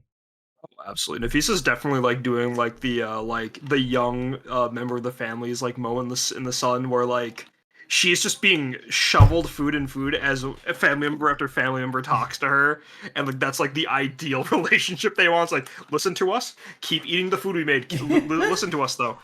It's fucking great. Oh, um, it's perfect. but yeah, and with that, your night will eventually come to an end. You are allowed to, you can stay with your granddad if you want in his tent. Um, Otherwise, they can set up your own little tent for you and Nix, or you can sleep under the stars. It's up to you. I think she would want to sleep. She would want one of those yurts with like the rolling top, Yep. so she could see the stars again. She's getting really excited at the idea of seeing this night sky every night now that she's traveling. Oh man, I sure hope nothing ruins that I'm sure if there isn't any, pollution. pollution that you have to deal with at some point. God damn, Um, that's crazy. but yeah, the night will come to a close. Nix has a very chubby belly from all the eating. Um, some would say it is to match even yours. Oh yeah, Nick's definitely got overfed too. The fucking like, oh, you want a little treat, buddy? It just gives him like a plate, gives her like a way more food than she should have. Oh man. um, but the next day will come. Eridane will come out with the horses, which have been, they've got some extra supplies put on them, and she has talked to other members of her tribe and has brought a bag of holding essentially to stuff Jacob's bullshit into so they could actually take real people food and stuff, considering it's going to be a several week journey across the steppes to get to Drumdo. I Um, can't believe you just gave him a fucking bag of holding for shit. she's Oh, been that's hilarious. leased a bag of holding to just help with this because Oh. Niaz has been like, this is my granddaughter, and if this guy is considered a survival aspect for her, we're gonna pull out all the stops from our trading. Um, Yeah. God fucking damn. That bag of holding. It's probably like Jacob definitely said like, "Oh, I'll make sure it's returned to you," but he definitely probably wouldn't want to keep it because it's oh, stylized with the Rhea tribe's like they're stylings. not giving it to him. They're just putting his Oh, shit into it. Eridane oh, is okay, the one who's okay, caretaking it. okay. God bless. Yeah, so Something British Museum allegory. yeah. So yeah, Yeah, Air Today has it as basically one of the saddlebags because it's it weighs like 15 pounds, so it's yeah, kind of like a big like bedroll style saddlebag on the back of her horse that she just puts all of his bullshit in. And in addition, they have lots of the supplies put in there as well, but also on the various horses. And yeah. with that, your grandfather will give you one last big hug. Mhm. Yeah, Grandpa Nias, thank you so much. These past couple of nights mean more. Actually, they mean so much to me. And she's gonna pull out the fucking camera and do a selfie with Niaz. He's like he does that very like surprised Pikachu face as you snap the photo of it because he was wildly unprepared for this. Yeah, yeah, no, Nafisa is not. Nafisa is doing candid shots. We're not Yeah, organizing any photo this entire campaign. you have a very shocked Pikachu picture of your grandfather and you in a selfie. God, Um, uh it's like that, like you know that story about like the first photo taken in Asia was of a Chinese man smiling while eating, and it's like, yeah, I want this recorded to be silly. I want it to be accurate versus a portrait. It's like it's very much that energy of like her grandpa doing like the Einstein surprised face. gotcha.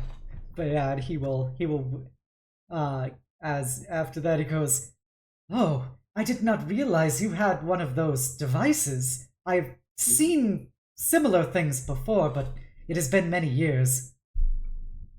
Yes, yes. This way I can always remember this moment and one more. And she takes another selfie of herself with a silly face and with Nyx to give to her grandfather. He A more accurate recollection of how I look now. he looks at it and he uh he kind of you see some of the tears start flowing again and goes, I I will cherish it always. Mhm. I'll be sure to show you all of the photos I take when I return, grandfather. Thank you so much. And she gives her one last hug with Nyx between them. and you hear him like say Batu, and as Batu kind of goes and flutters over, and very very reluctantly, like he's very heavy on your grandfather's shoulder because he's huge, but he puts Yeah. like one wing around your grandfather and one ring around you, and kind of rubs the side of his head against you once. No, so Nafisa definitely giggles feeling it. Thank you too so much. I cannot wait to see you again, grandfather. And I cannot wait to see you again. But do not trust if any strange man wants to take you back to his home. Don't you worry, grandfather. Nothing will tie me down from this moment forward. I promise you. And kind of nods and goes, and peace be with you, child. Peace be with you, grandfather. And she returns the bow, and her and Nyx will hop off to where the rest of the party is waiting for them. You see, Jacob is, frantically pleading with Erdne to put like some more things that he found throughout the camp into the bag, and she is very sturdily saying, "No, get on your fucking horse." It's okay, Mr. Jacob. We can find more bags when we make land in Drangdo. Okay? And if you have to say goodbye to some things, that's okay. That's okay, Mr. Jacob. But there are so many more little artifacts I could bring back. That's more reason that you can give to your little university to let you come back again. Yeah. He kind of looks very dejected as he tries to get on his horse again, and you just hear Arbon sigh behind you as he walks forward to help the guy get back onto his horse. Oh my god. And with that, you begin the several-week journey across the remaining steps. As you are riding, at one point, you hear kind of some more frantic screeching from the hawks as your fellow outriders kind of go into their vision mode, and you hear them like their mouths move like they're muttering something, but like no sound comes out before they blink back, and you see a big like oasis is probably several hundred yards to the right of you. That it's apparently once you've crested a certain point of the horizon line, now you can see this oasis that is just like beautiful water and like plant life there. And as you do that, you see that there is a like what is probably a very large like steppe buffalo that is eating this thing. When I say large, you know how big a scale ox is. This thing is bigger than a scale ox. It's like if a moose was fucking partially draconic.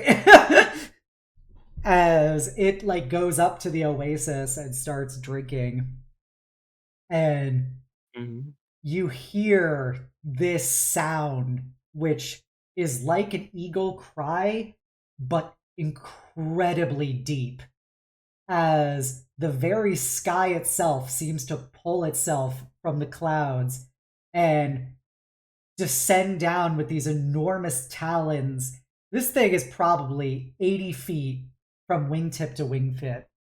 And, it is enormous as it flies down, and you see these talons grasp into this buffalo, and you see the rest of the oasis disappears back into just steppe land, as it is able to straight up lift up this buffalo into the sky. And this bird is the bottom feathers of it, like the bottom half feathers of it are these like light sky blue and white colorings, while the top half of it seems to be an almost like metallic-y silver coloring. And it's kind of like it's a great white, but like much more vibrant. as it starts flying up again. And as you see it begin to fly up again, you notice that as you look up at it, it looks, without knowing any better, it looks a lot like you're just staring into some clouds in the sky. And it seems that the silvery feathers are reducing the impact of the sun on it, so it doesn't really cast as much of a shadow.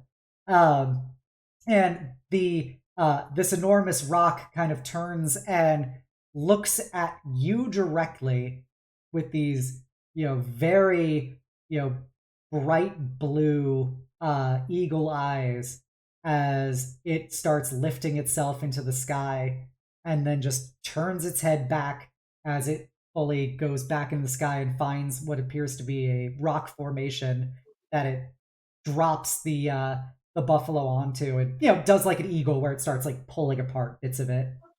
And Eridane kind of does a big breath in as she sees this. But what is? No, you go. Oh yeah, what is that?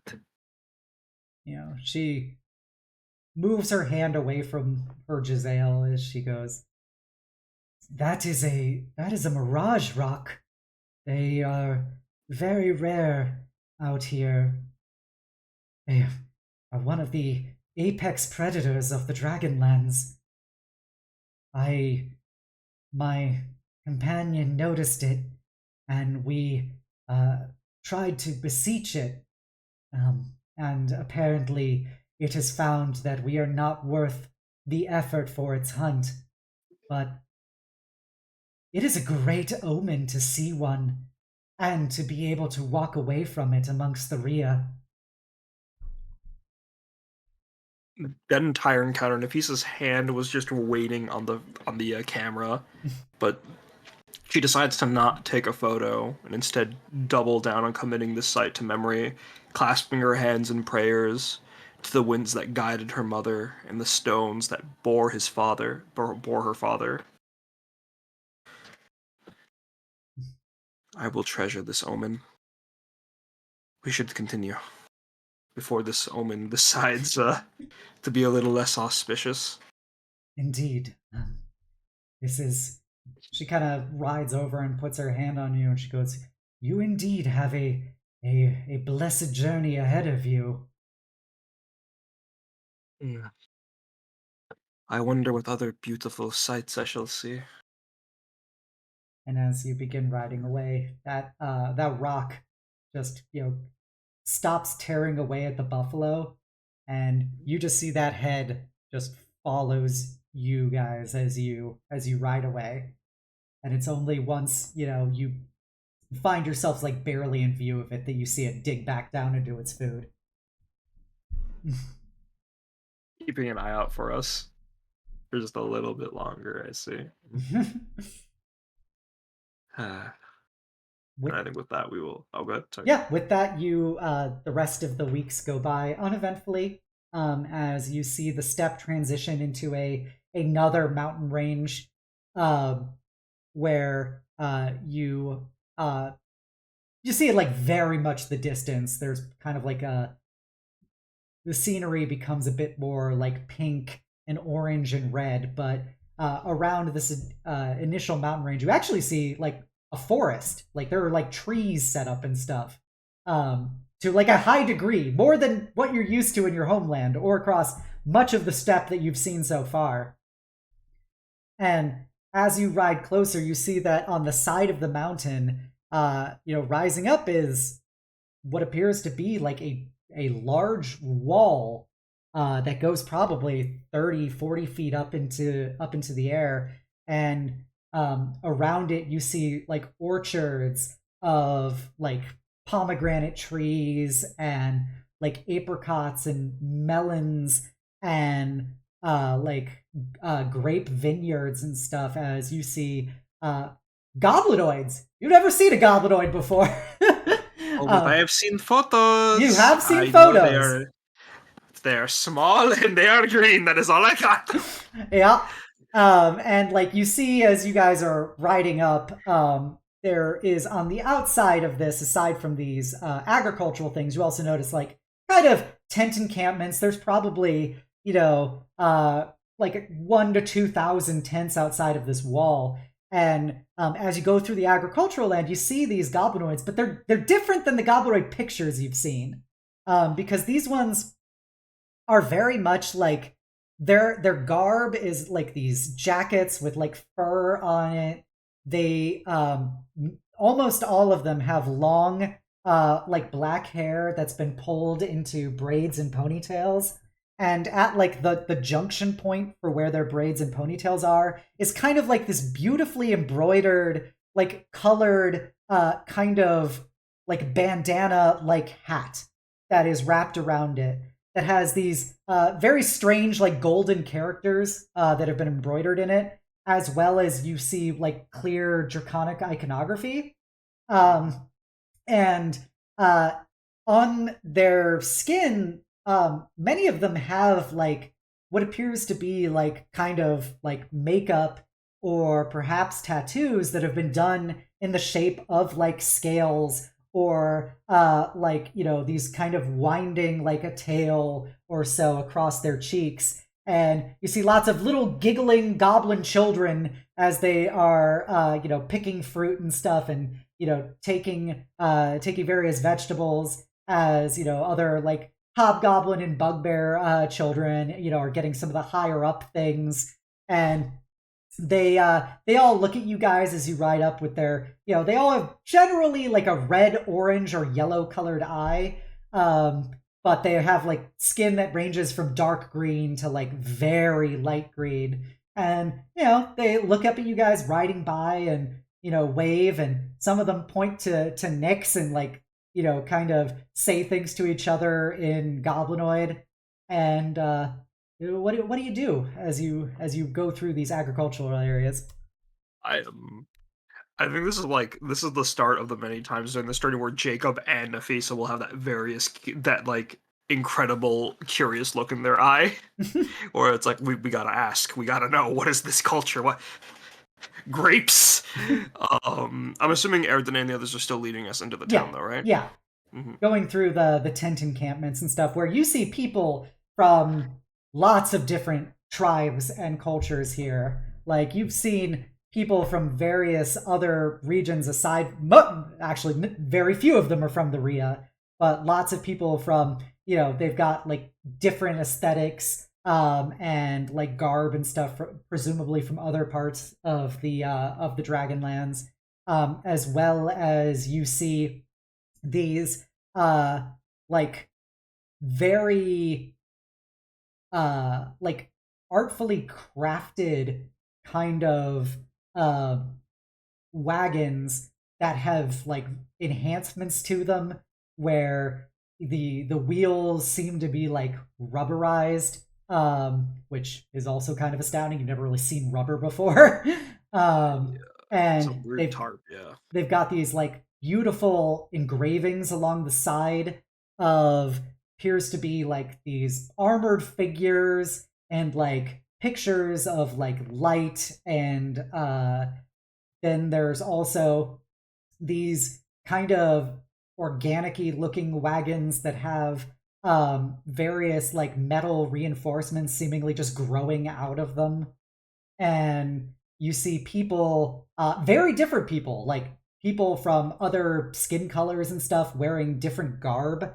And Jacob kind of tells you like, oh my god, you know, that is a Rovanen, that is a Venyaskin. Oh my gods.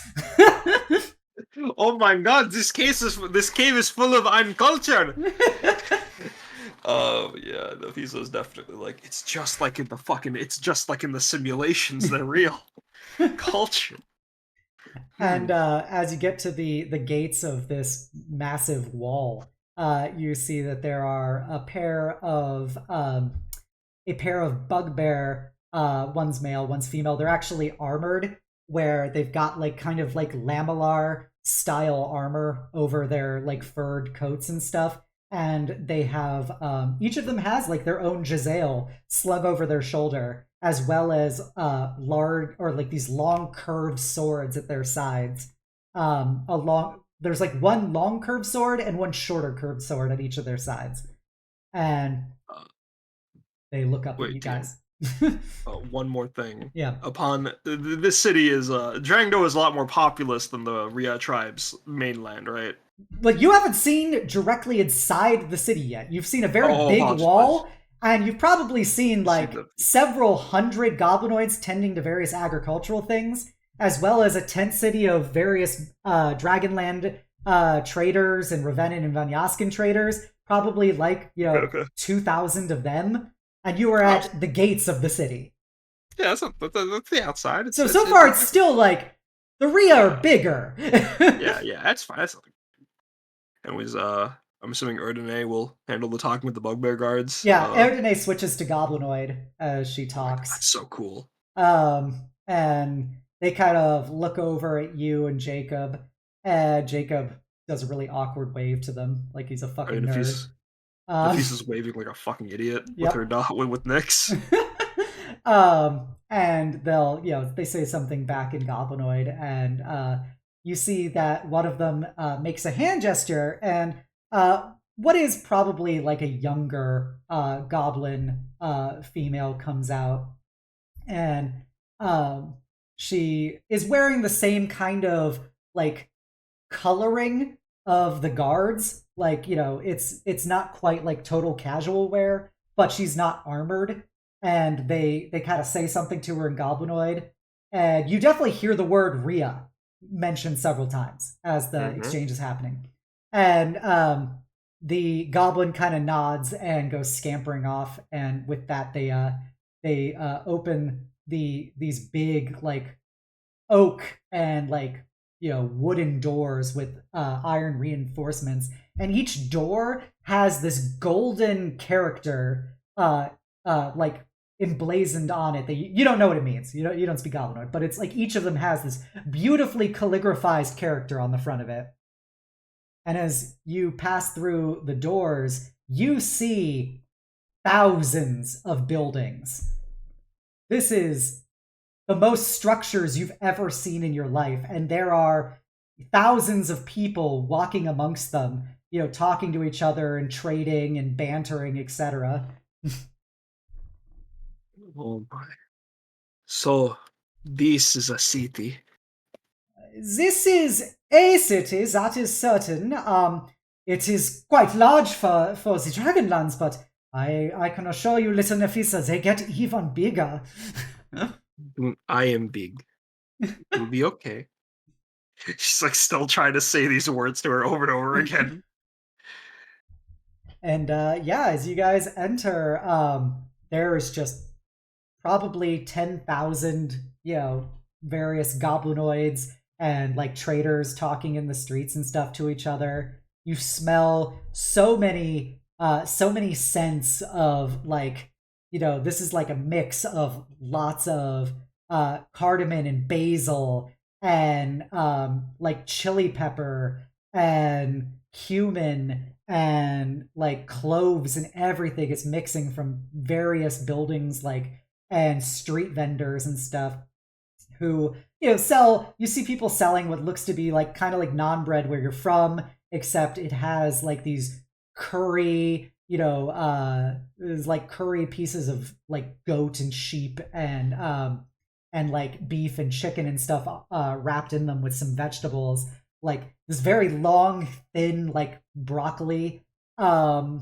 has been kind of like chopped up a bit inside of it, and like carrots and everything, and like they all have like bits of fruit mixed in, either dried or like actual like little pomegranate seeds and stuff inside of them, and everyone's munching and talking to each other, and it's very overwhelming.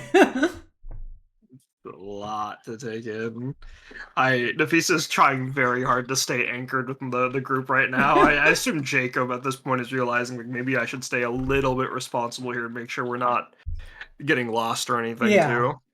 Yeah, and Jacob's like, it's been a very long time since I've been here. It has grown a bit since I last saw it. Wait, it was smaller? Well, yeah. Cities can grow? Oh yeah, they grow with the more people there are. You require more structures, more services. As they get more prosperous, it encourages more people to move there. It is an ever compounding cycle I grow. I grow. With that, so they'll keep walking. Erdene, are you this city is where you will all see us off, right? Yes, this is the end of my leg of this journey. We, uh, we have been, uh, the Dayen of the city has been notified that we have arrived, and it is tradition that they will come and see who are the Ria that have entered the city, as we do form the sinews that connect the Dragonlands together. So we will likely have a chance to meet the Dayen this evening for feasting and celebration, as they will see that it is arranged that you will have a caravan to take you across the Painted Desert. I see. Is there anything I have to be aware of when meeting this Tai Yen you said? Um, the Dayen is the chief of this city. They are in charge. Uh, they have been elected to lead their people and their clan. Um, the Dayen here is she is a good woman. I have seen her a few times in my time as an outrider. She is simply known as Zhubu Zheng, and if you like, you can simply refer to her as Diane when you meet her. She is very friendly. Um, just know that they put a lot of significance into welcoming someone with hospitality and protection. Zhang, you said? The Rang? Zheng, Zhang. Got yes. it. Okay. All of these goblinoids belong to Clan Zheng. Wait, all of like a tribe? It is like their tribes. They're, from what I understand, there are many of them across the world. I have seen probably 3 other clans across the Dragonlands, but none are as large as Clan Drang. Jacob goes, "Oh yeah, they are all over the Federation. I have, there are whole portions of communities that are sustained by Goblinoid clans."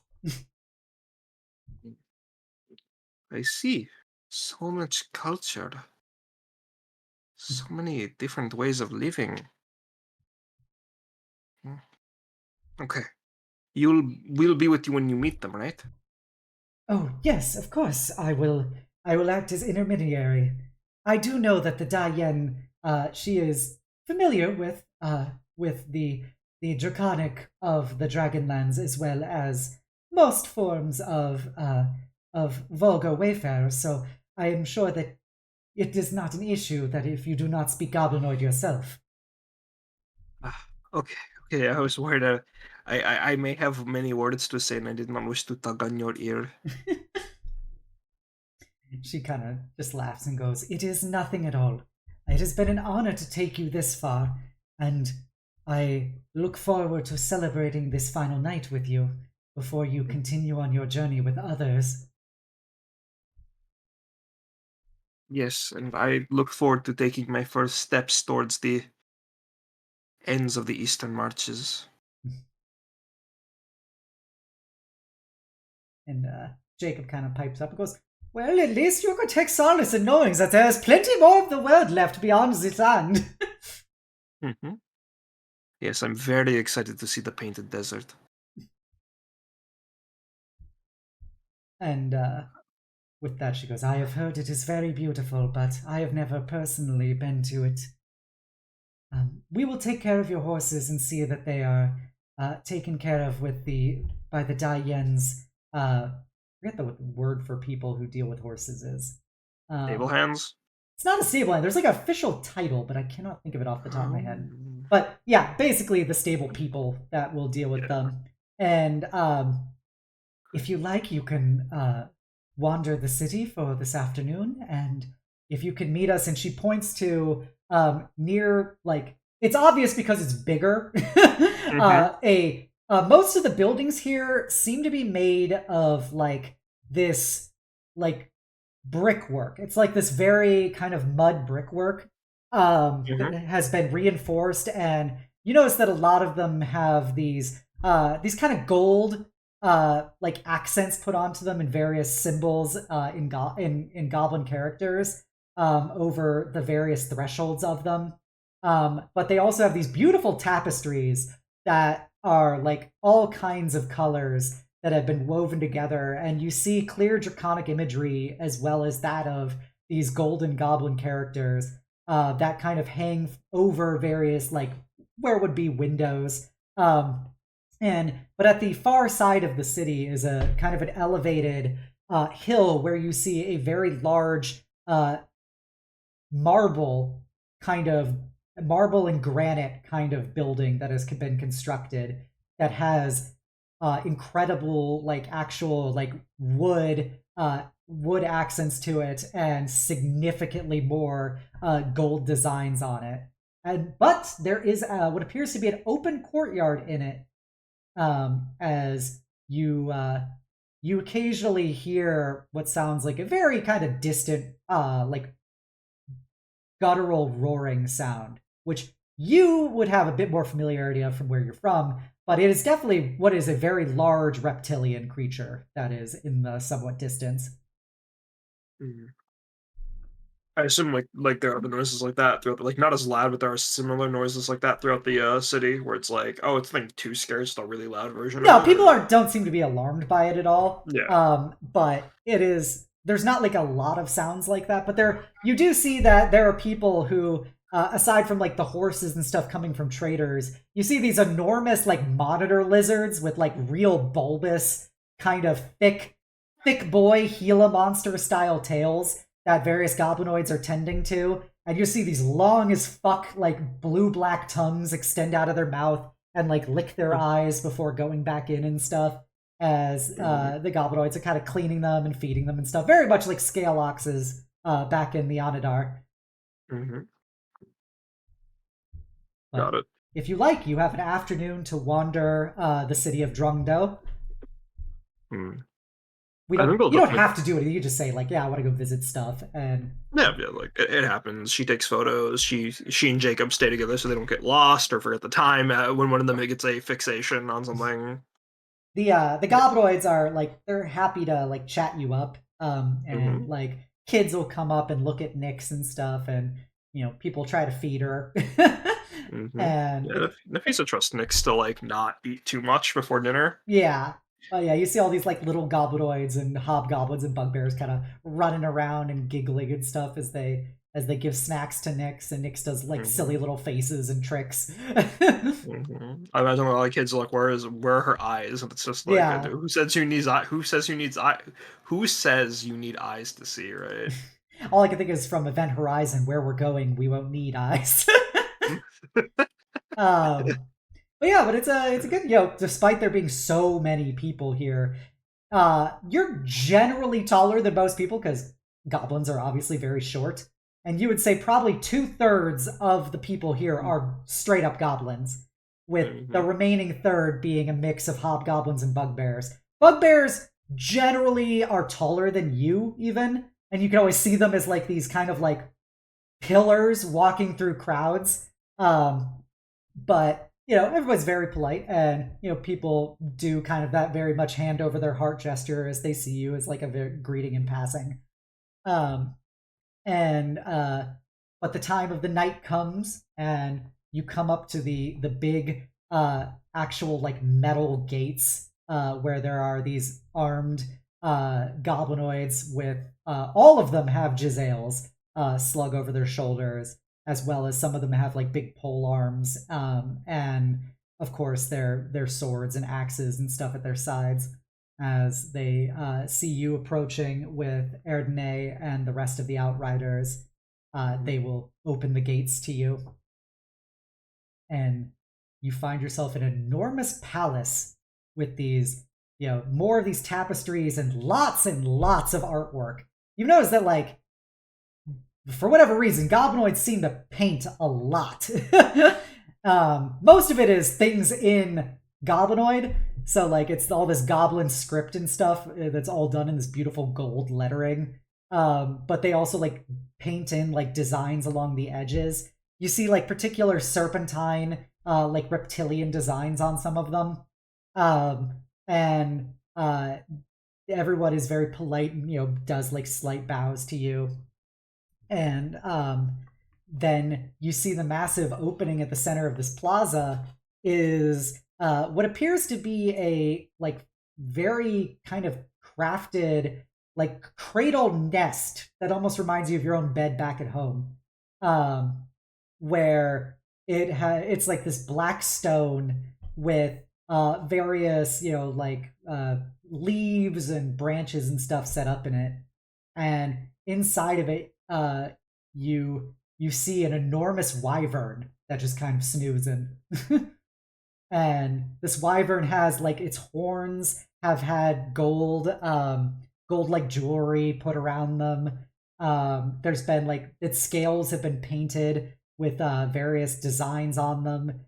Its venomous stinger has also been garbed with gold and other trinkets, and it's just kind of lazily snoozing away. As you come to like these big tables at the center of this like open atrium with the wyvern, where there's probably a couple dozen goblinoids, as well as a much more ornately garbed hobgoblin woman who stands up, and she walks up, and you notice that she has several golden tattoos that are kind of like cracks and streaks across her skin. You remember Jacob has talked about that's like he doesn't understand really the why, but he knows the goblins like doing that. And she also has in what appears to be like black and gold, she's got a pair of draconic eyes tattooed underneath her actual eyes, like coming down her cheeks, as her like bandana kind of hat designed around what is probably 4 or 5 braids, has it's black with much more of the gold characters wrapping around it, includes several like gems which appear to be like rubies that have been put into it. And as you look at her, she has those very like bright ruby colored red eyes, as she will approach and does a very like welcoming gesture with her arms, and Erdene kind of puts her hand over her heart and bows very deeply to this woman. And you hear her say, "Ah, it is good to see the Ria have arrived to Drongdo. It is always a great blessing when you visit us, and we hope that you have come with many great tidings across the Dragonlands. We welcome you, as is tradition, to feast amongst our people and be welcome, for while you are in this city, you are one of us. And I see you have come with your own guests." As she looks over, she's actually slightly taller than you, Nafisa. She is about 6'5". Listen, Obs, you had me with the cool fucking dragon eyes underneath her regular eyes. I already know this woman is bigger than me. I feel it. It is a pleasure to meet you, Diane Zubur Zrang. She kind of smiles at that and goes, "And who might you be? I have heard that you come from the far east." Yes, I am Nafisa of the Anhidar tribe on her journey to maturity. Or not maturity, that sounds weird. On her journey to experience the lands beyond my home. And this is Nix, my partner and ally. And yeah, Nix can say a word, sorry. Nix kind of just looks up and, does a, "Hello, it's good to meet you." And this is Jacob, a professor from the UFAS. And she seems to, as you introduce everybody, she keeps her eyes on you, all 4 of them. I And, didn't realize the others could move. um, she looks at you and kind of smiles and goes, "It has been a very long time since I've seen one of the Onidar in my city, but you are welcome. I believe the last was a, a large man with I could not do him justice as I was but a girl back then, but he had come in the company of his own travelers." Um, Was his name Karluk? That would have been my father. He was the last member of my tribe to go this distance. Oh, In his case, even more so. then it is truly auspicious that I can get the opportunity to grace both generations of the Onidar in one lifetime. You are welcome here, as all the Ria are as welcome in turn. They have spoken that your mother was one of their tribe, and you will always be welcome here for that. Thank you, Diane Zubuzang. I am very, very happy to hear that.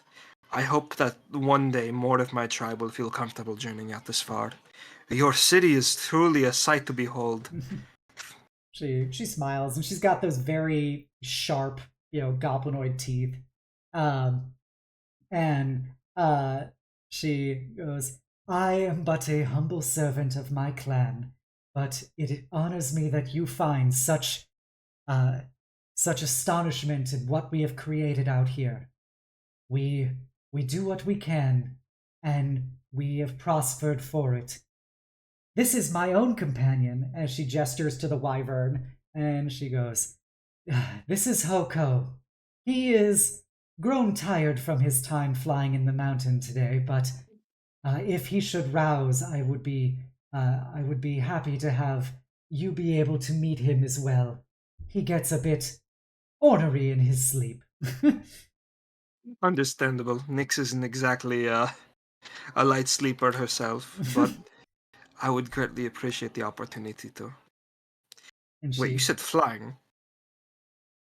uh, Do you "Yes. do you ride him? Oh, he, yes, he has allowed me to ride him for several decades now. Mm-hmm. That I met is, him in the mountains, and we have forged a close bond over the years."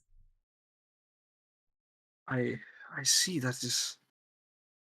She's just like starstruck of the idea of someone riding such a majestic beast. Truly, and she's going to continue talking her ear off during any subsequent feast that may come up. And then she'll Uh, look down at Nyx and she'll smile, and she goes, "You appear to be a wonderful companion of your own." mm-hmm. Nyx will grow to be large and majestic one day with wings to cover the very skies themselves. I know it. She smiles and goes, "Well, I hope that you return with her then. I Mm-hmm. would like to see that perhaps we could fly together." Oh, that sounds amazing. I would love to. Truly, truly, truly. And then she looks over at Jacob and, she kind of gives him an up and down look and goes, "It is not often we see one from the far off Federation here, but uh, you have been well vouched for, and you are a guest with as much honor as the others while you are here. I hope that you find our provincial sensibilities to be comparable to that of your own land." And Uh, he kind of looks a little awkward at that. I can I roll an insight check on that? Was that supposed to like have like a little bit of sass in it? Sure, you can make an insight if you want. Yeah, sure. All right. Oh yeah, this character doesn't good at that. Don't worry. Oh no, never mind. Natural 20. Give me your whole Game's backstory. easy. The game's easy when you roll Easy. well. Ah First man, roll of who the needs me session. maxing? Ah, Um, perfect. she was definitely like, this is very much like trying to be a bit sassy. God damn. She might have some views about the Federation that is leaking through. Oh man, much like any elder's influence on children, Nafisa's first idea of the interactions between the UFAS and Eastern Marches is don't bring it up. It does not sound good. Jacob kind of goes, "Oh well, this is a great city. It is truly a wonder. We usually do not see things like this back in my homeland, and that you all rule this by yourselves. It is quite impressive."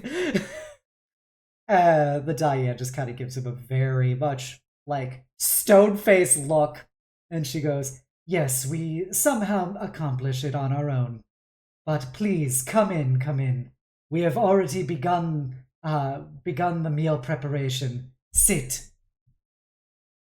And at the tables, you see that there are dishes like lots of naan bread and tons of noodles and like basamti rice and lots of these curried meats with these candied fruits along with them and used as a part of the sauces of some of these meals, like a thick yogurts as well that are all kinds of different like spiced flavors. Some of them are sweeter, some of them are savorier, and it appears to be this like real crossroads kind of mixing of tastes. And you also see like, especially where you're coming from, the sheer amount of fruit that are served with these meals is astounding. Like, yeah, this is like the Onodar are not famous for their produce. Thank you, Rhea Tribe, for taking care of us. Yeah, for being in the middle of the fucking mountains. But yeah, it's like very much all these sweetened things is a part of it. And like lots of just so many flavors. It's much like, the sense you got from the Rhea, but even more kind of exotic, because even the Rhea have minimal goblinoid influence on like their cuisine and stuff. So having like this kind of section, you probably wouldn't find anywhere else in the marches aside from what Erdene said were the other goblinoid settlements that could bring these particular aspects. But yeah, Jacob is just fucking plowing away, and he's like writing notes as he eats and stuff, drawing pictures of meals. I'd imagine this is like also like, would you not like finally able to sit down and take notice of all the tapestries and like wall furnishings? Like you mentioned, like all the woven tapestries they had. Yeah, like he's definitely going to town. Yeah. Yeah. But I don't know how much you wish to do there, but you're gonna have an awesome meal. The Diane will chat you up about the Onodar and about your travels here. Yeah, Nafisa's definitely talking while she's eating because like she's actually really invested in learning from this Diane. But food's important. Food is very important. Food is good. Yes. And they'll spend the night out or the afternoon, I guess. No, this is the evening. This is dinner. This evening, yeah, it's dinner time. And then they're staying the night in the city, right? Yeah. Yeah. You literally have a portion of the palace that you're allowed to stay in. Oh, that's flattering. How do the rest of the Rhea like escorts look, by the way? They look good. They've done this probably a couple times in their life, so they understand like how this works. They're really happy having all the different things.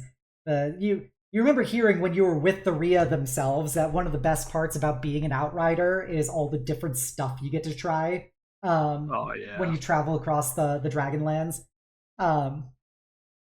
But yeah, they're chatting people up. They all speak Goblinoid, so they're talking to some of the others in Goblinoid. But like whenever anybody talks to you, they make sure to switch to Vulgar Wayfarer and stuff. Yeah. But Visa really does appreciate it. Yeah. But yeah, I think with that, as the night winds down, yeah, she'll say goodbye to the Diane. Will see them off the next day, right? Yep. She will. Okay, cool. She will see you assigned to a caravan heading to Ravenna. And yeah, she'll chat a bit about like we'll make sure that you get a caravan to the Ravennan Imperium. It's a bit of a journey across the Painted Desert. You'll have to go around the Sapphire Sea because it's so dangerous. But once you get to Ravenna, you should be able to get a boat to take you to the Federation. And Jacob kind of pipes up and goes, "Yeah, I heard that normally we would take a train once we got from Ravenna to take us across Erixia, but apparently ever since there was a war there, that Erixia is not really safe for that kind of travel."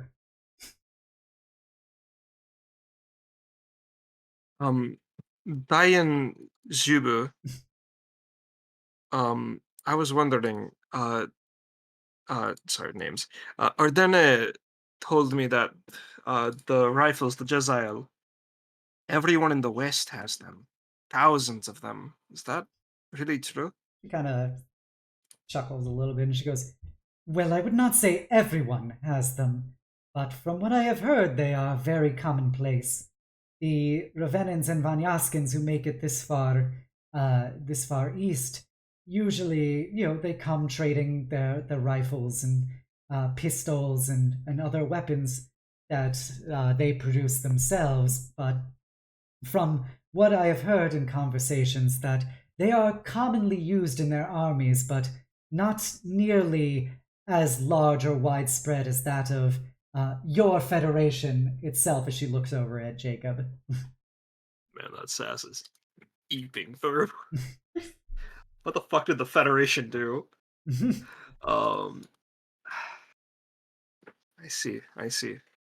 It's nothing I'm super concerned about, but the noise it makes, it's a little scary, no? They say that you get used to it. The more that it happens, the more desensitized people become to it. But I have also heard that the Federation is noisy in general. They prize production and efficiency over beauty and enjoyment.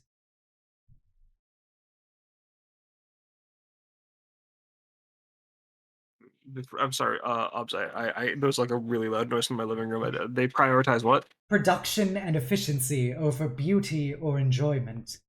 They are That, apparently very loud places. hmm.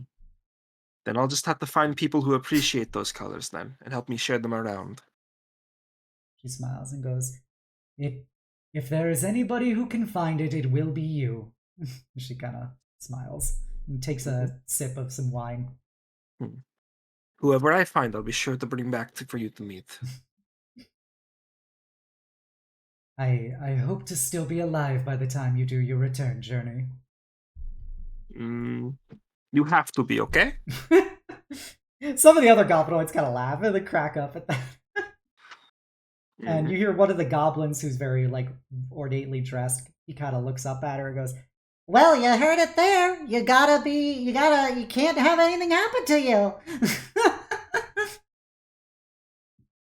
And just smiles and goes, I will do everything I can, and I hope that my ancestors will guide and protect me from such a fate until the time that I can see your return journey." We have to have that ride together. I'll need somebody to make sure I know how to do it. With that, they can wind down for the night. Yep. And get back together the next morning. Yeah, you will get shown to a very like well adorned room. It does have a surprisingly utilitarian like design to it. But it's got like a full like bed and like with big cushions and stuff on it, as well as some chairs set up with like a small desk and lots of beautiful like rugs and carpets on the ground, as well as with the tapestries hanging from the walls. And it's very, very comfy. Comfy utilitarianism noted. Yep. All right, I'm making a nest. You remember Kai Shen. He was pure utilitarianism. This is if this person actually intended to not be entirely militarized and to enjoy their surroundings. Drangdo's a beautiful place. All right. Yep. I think Nafisa will have no problem settling into this for the night. Yeah, and Nyx will curl up with you. But yeah, the next morning you meet up, and the Diane will lead you guys to a portion of the city near the wall where there is a lot of these big lizards being hitched up to various wagons um, and supplies being loaded into them. And you notice that like crouched on the wall, kind of looking down, is Hoko, the wyvern, kind of just like looking down at you guys as it looks like it's interested, but also doesn't want to look like it's being like too invested in watching. Very much like Batu the eagle. Oh yeah, ornery old pets watching Nyx's future in the distance. Oh man, I hope Nyx doesn't grow up to be ornery like that. She will be spry and young for many years. And the Diane will be with Erdene and the rest as they load everything up. And Erdene will approach you and she will hug you close. And oh yeah, she's definitely returning the hug. Super tight. It has been good to travel with you these weeks, and it has been so wonderful to see how you light up the eyes of Niaz.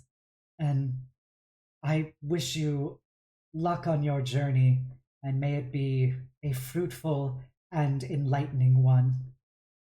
Thank you, Erdene, for watching over at me. I will come and see you again, I promise. And she does the super tight embrace and then goes over to Damir and says, "Thank you, Damir, for making sure we got from one place to the next." He smiles and hugs you.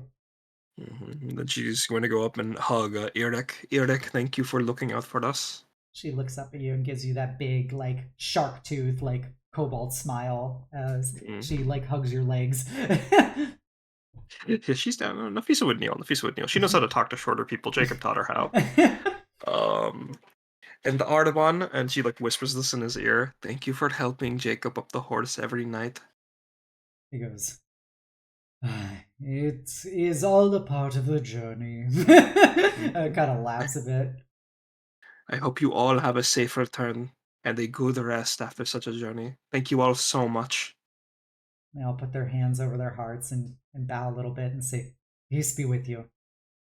Peace be with you as well.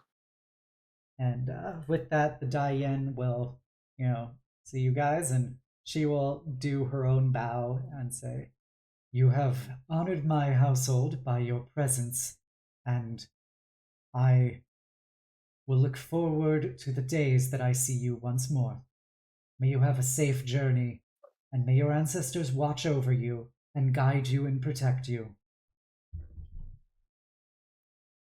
Oh, is this Diane saying bye to Yeah, us? that's Or the to Diane me? saying that to you guys. Oh, yeah. Then I'm hugging her. She kind of looks surprised as you hug her, but she kind of then reluctantly goes in and then gives you an actual like hug back. She goes, "You are a very enthusiastic people." I think it's just me, but thank you very much for all your hospitality and care. I will be looking forward to flying with you that night, okay? "And I with you." She pulls back and gives her a big smile, and then goes back to Jacob and Nyx to make their way to the caravan. Okay. As you get to the caravan, you see these big lizards hooked up. One of the goblins mentions they're called sand striders. They Ooh. they store water in their big thick ass tails that they can then extract. Yeah, were you telling me them? And I just imagine there's like these big like side humps instead of a camel's top hump. Yeah. And so they act as like one of the best things to go across the painted desert. I think I forgot to text this to you, but I really like imagining them like at night to stay warm. They'll like do that like snake thing where they sort of like shake into the sand to I like can stay see that. warm. Yeah, Yeah, I'm about that. Mm. And with that, you leave the city of Drungdo behind you and all the people that were there. And after several hours, you begin to see this vast stretch of pink and orange and red dunes and like sandstone formations. And you begin your journey across the painted desert. As a particular note, as you go through it, you notice that each of the caravans has what appears to be like an incense censer that kind of sways behind it. You get this kind of like this aromatic like scent coming off of it, kind of like cinnamon, as if there was like smoked cinnamon coming off of these things. Um, and if you ask about it, one of the goblinoids tells you that it is to discourage the dune vipers from attacking, which are these apparently large snakes that go through the sands, and they can't stand the smell of cinnamon because as they taste the air, it just is like it's basically like a Carolina Reaper to their tongue senses. So the caravans use it to dissuade them as they cross the desert. Mm, got it. I'm making a note of that in case for whatever reason, like sessions down the line, we have to go through the desert again. Cinnamon up. Yeah. Mm-hmm. And yeah, All they'll right. go through the nights and they'll chat you guys up. They're all fairly friendly traders and everything, bringing lots of stuff from across the Dragonlands to Ravenna. Um, Mm-hmm.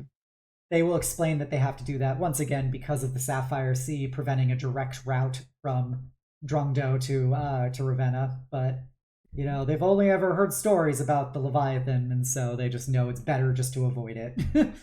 Mm-hmm. No amount of cinnamon will keep it away. No, they definitely say it's not a kind of dune viper because it has obliterated other like caravans that have gone through it in over the centuries. It's been so long a boogeyman that like very few people even try to approach it anymore, and it is Mm-hmm. always confirmed that they are never seen again once they go there. All right, DM.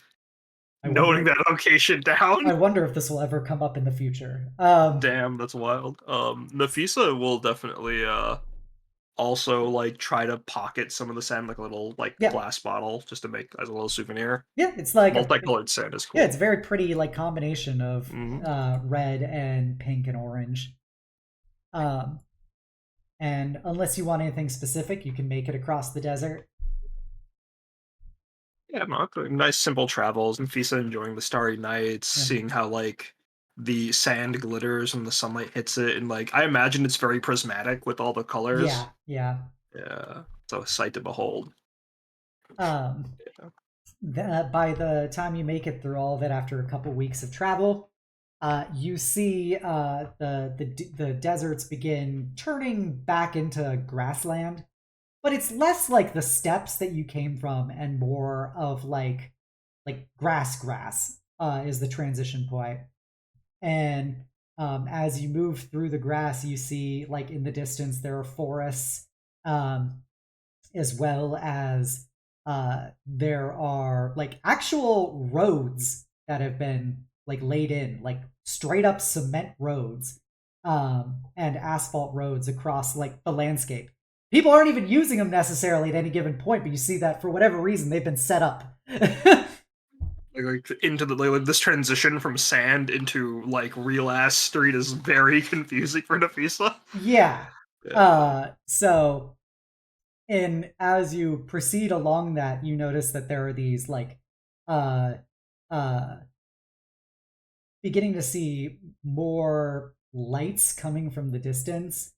Um and as you round like a hill, you are now overlooking the largest amount of anything you've ever seen in your life.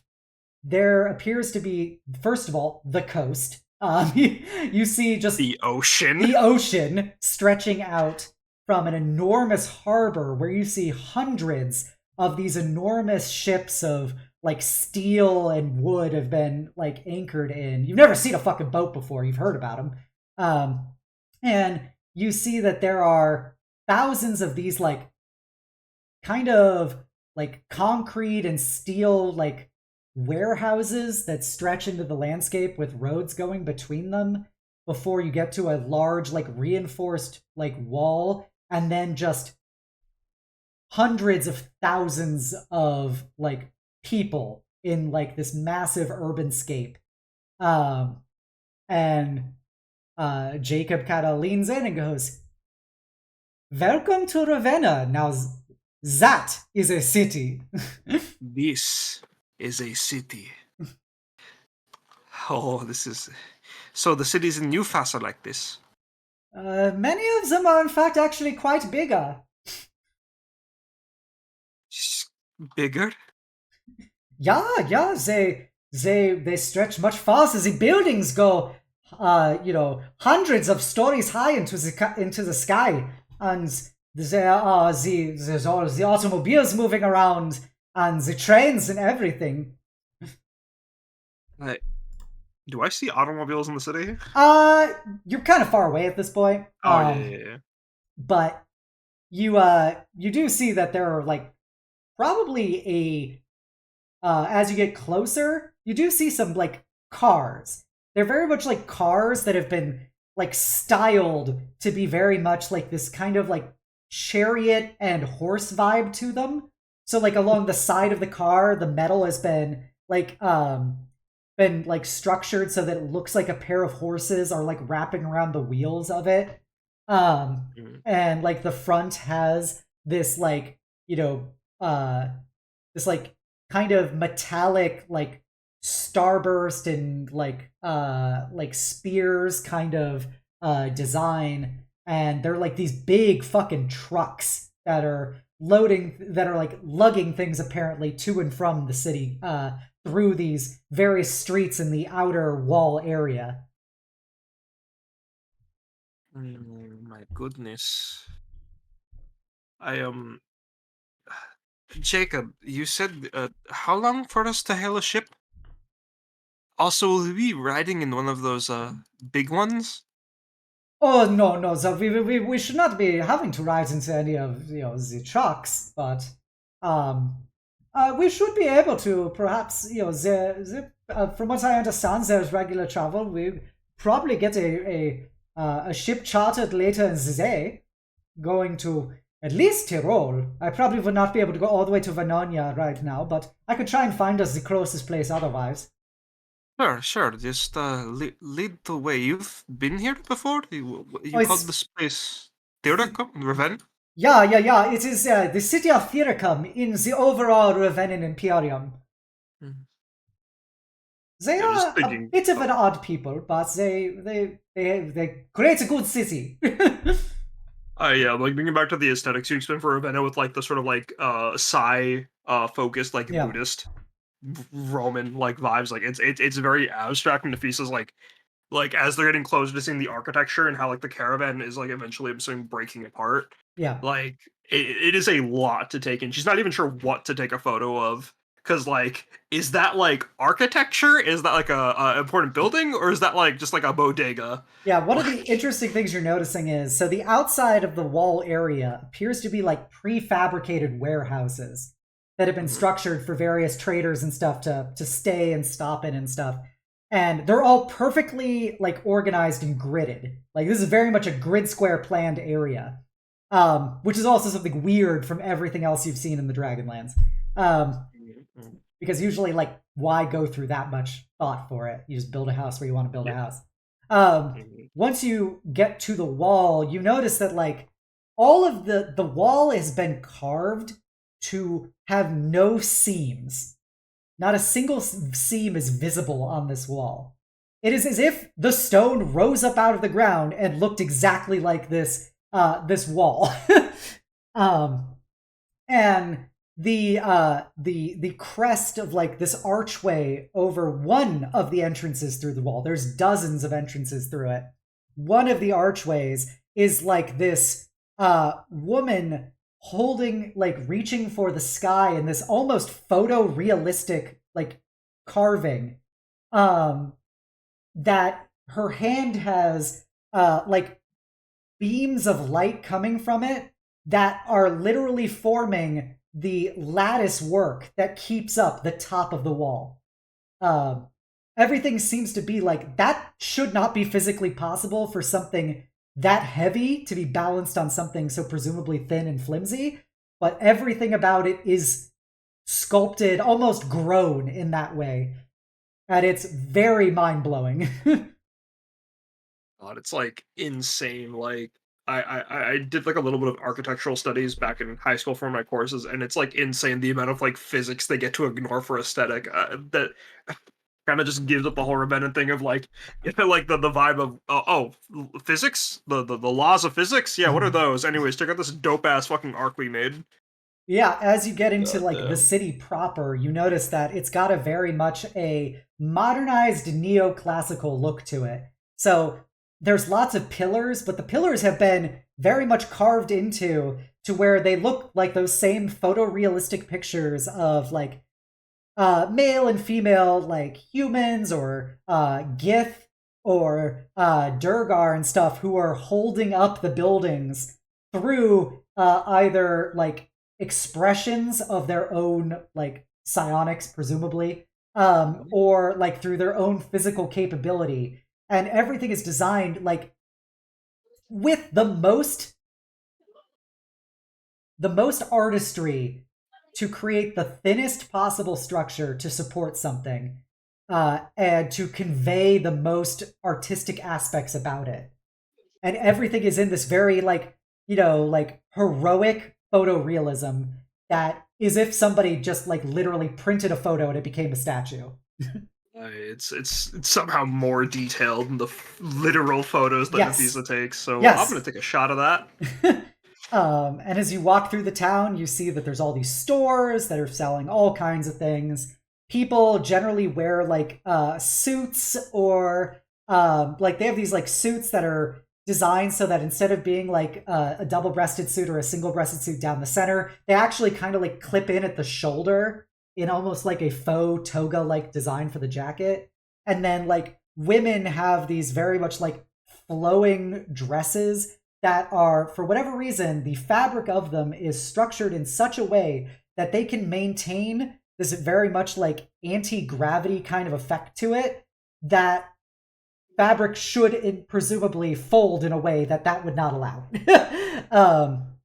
And they have these golden like medallions like around their necks or in earrings and stuff that show various like characters which you recognize as being very similar to High Wayfarer.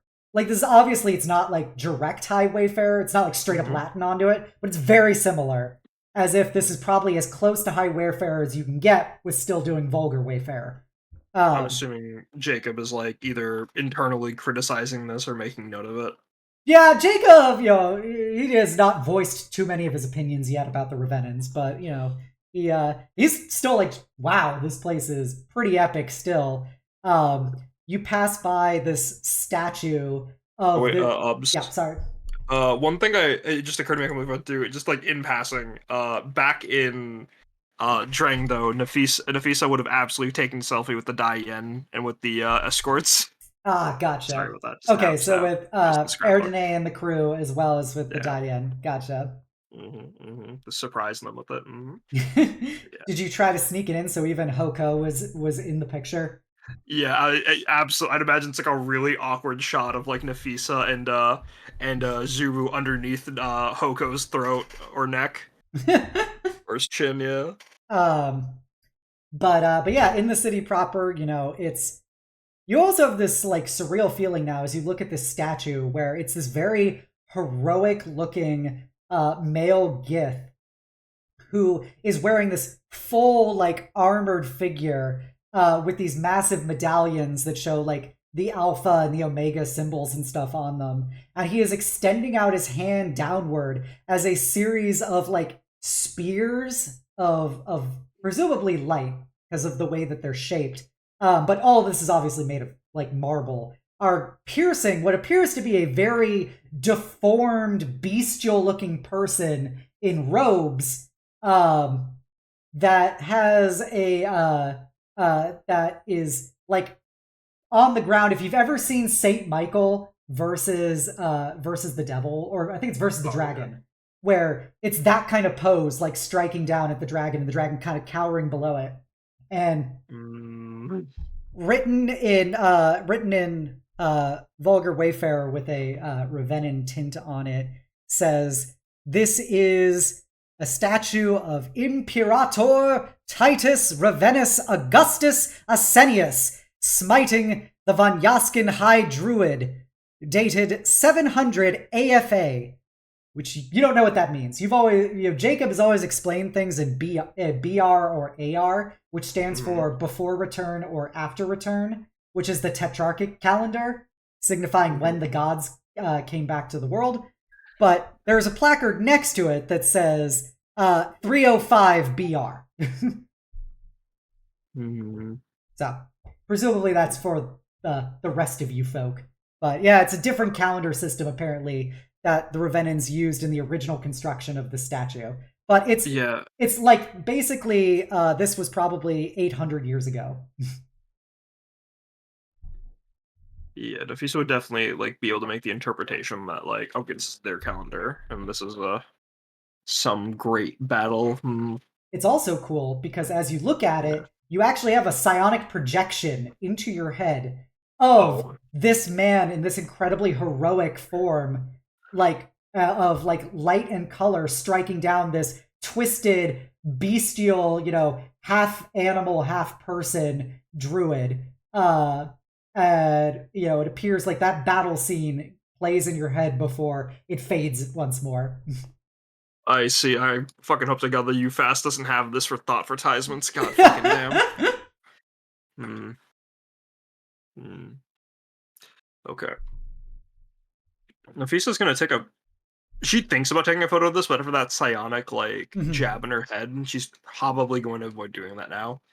I don't think it's possible, but if that photo could also shoot the psionic imagery, she would not want to carry that around. Okay. But yeah, you could go past the statue. You see that there is a large coliseum in the distance. As you get closer to that general area, you see lots of hawkers and stuff selling things. You see that there's apparently something going on inside of it, lots of people cheering. It shows these great pictures of, various people in full armor, matching, psionic expressions of might and skill as each of the pillars upholding this Colosseum. Jacob, what is this place? Well, I have to say I am not the most familiar with Ravenan customs, but from what I understand, it has some cultural significance for the way their citizenry engages in the ritual battles to determine who rises higher on their kind of cultural religious hierarchy. I of course am not an expert, but unlike where I'm from, or even where you are from, there's actually quite stark divides amongst Ravenan society. There are the citizenry, who are those who have expressions of psionic capability, and then there's everyone else who are simply known as the Auxilia, and they form the somewhat client vassals in the Imperium. But the whole religious system is somehow based around these fights with each other to determine who is greater than the other ones. And this is apparently a particular place that they like to display their skills. This is I'm hearing a lot more about I'm learning a lot more about the violent ways of other cultures, I guess, now that I'm traveling. But do you think we have time to watch? Unfortunately, I do not think we would have time to be able to get in there and attend it. I have to get this ticket ferried so that we can be able to hopefully depart tonight, so we can arrive in Tyrol in the next few days. I understand. At the very least, we can at least grab some of these snacks from these stands, yeah? Yeah, of course! You see, there's grape leaves full of minced meats. You also, because you specifically requested it, there is in fact garum, the disgusting fermented fish condiment that the Romans used. Nafisa would oh, it's this drink, and yeah, oh, you just took a fucking swig of fish sauce. All that umami. Oh, it's so salty and savory. You see that Jacob kind of puts what looks to be this white yogurty tzatziki kind of sauce on his meat. Goes, yeah, it is not as flavorful as what we had in the marches, but it's good in its own way. It's really creamy and yet savory. It's weird. I've never had anything like this, and is this a gyro? Yeah, a gyro. Zero. We're pissing off so many locals Yeah, you just around. see like this. The fucking Revenant who served you is kind of like, oh god. Um, but yeah, everything else here is this. I described the architecture, lots of gem work interlaid into things where they managed to do this like beautiful prismatic lights, many of which are actually like create like imagery and stuff just from the way the light hits them that they project onto like the street, for example. Um, and just everything is structured in this way that there's so many colors present, but it seems that somebody with a masterful attention to color theory has woven them together so that none of them ever clash and none of them ever go into excess. It's as if they are balanced on a razor's edge. If you were to go a half an inch in any direction, it would be too much or too little, but they are always done exactly correct. It's like strangely too perfect. Even if you were Yes, to that use, would like, be a good modern way to precision. describe it for somebody not Yeah. Revenin. It is too perfect. Mhm. It is unnatural with how perfect it is trying to be. I am so fucking playing a Revenin as my next character in whatever campaign or one shot we get to do. Good. Play Yes. my Buddhist Romans. Yes, my master. Okay. But yeah, as you go through the town, Jacob goes to the harbor area, and he's able to get you guys chartered on actually a Tyrolean fucking like steamship that to take you back from here to the Federation. And as the docks, you see these just enormous fucking boats. Like some of them are these like very beautiful, like reinforced wooden ships, which Jacob says are they're done from like this special ironwood that grows in the Crescent Isles, and they're encircled mage ships. But they've largely fallen out of fashion, at least in the Federation, because the Indomitals, which are these massive steel and steam vessels, are cheaper and easier to produce for them, and they don't require having to deal with the Crescent Isles. So the Federation uses a lot more of these big ass fucking steel ships. But you also see like ships that have been like it looks to be shaped out of steel with like the massive eyes on the side that you would see like on a Roman trireme, and a very like trireme kind of aesthetic to them. But they have these what appears to be these like metal bars that aren't showing anything but have gems inlaid on them. And Jacob explains that they do some kind of like psionic crystal system to generate these like propulsion on like these Revenin ships. Are these just like out in the open? Yeah, like, they're on just the ship. they're just at the harbor. You know. Oh, okay. Oh yeah. Because it more so sounded like a control system that you would see at like the head of the ship or whatever, or the bridge. Yeah, so like you look at the ship and you see these like if you had the mast of a ship except it didn't actually have any sails on it, that's kind of like what it looks like. But they've got like gems inlaid into it. And from what Jacob is describing, somehow Revenins are able to psionically project some kind of propulsion device from it. He doesn't understand. He's an anthropologist. Their brains are big, noted. Big head. Mine is bigger. But unless there's anything else you want to do in Thericum, you can get onto the ship and go out on the ocean for the very first time in your life. I think Nafisa would definitely take a few more photos of Tyrol as they travel, like of the Colosseum for sure, and of like more of those like of the beautiful weird architecture, because that's just fucking weird. But I think the most photos she would take would be of this port in the ocean. She's never seen it before. She even like she's about to like stick her hands in it, but I'm assuming Jacob's like, oh no, like this is not the kind of like yeah, this water's fucking gross. Yeah. And he goes, no, this water is very disgusting. All of these ships produce runoff. There are lots of jellyfish in it. It is very disgusting. Jellyfish? They are these creatures without brains that just kind of float along collecting detritus, and they are venomous and rather unpleasant. Mm-hmm.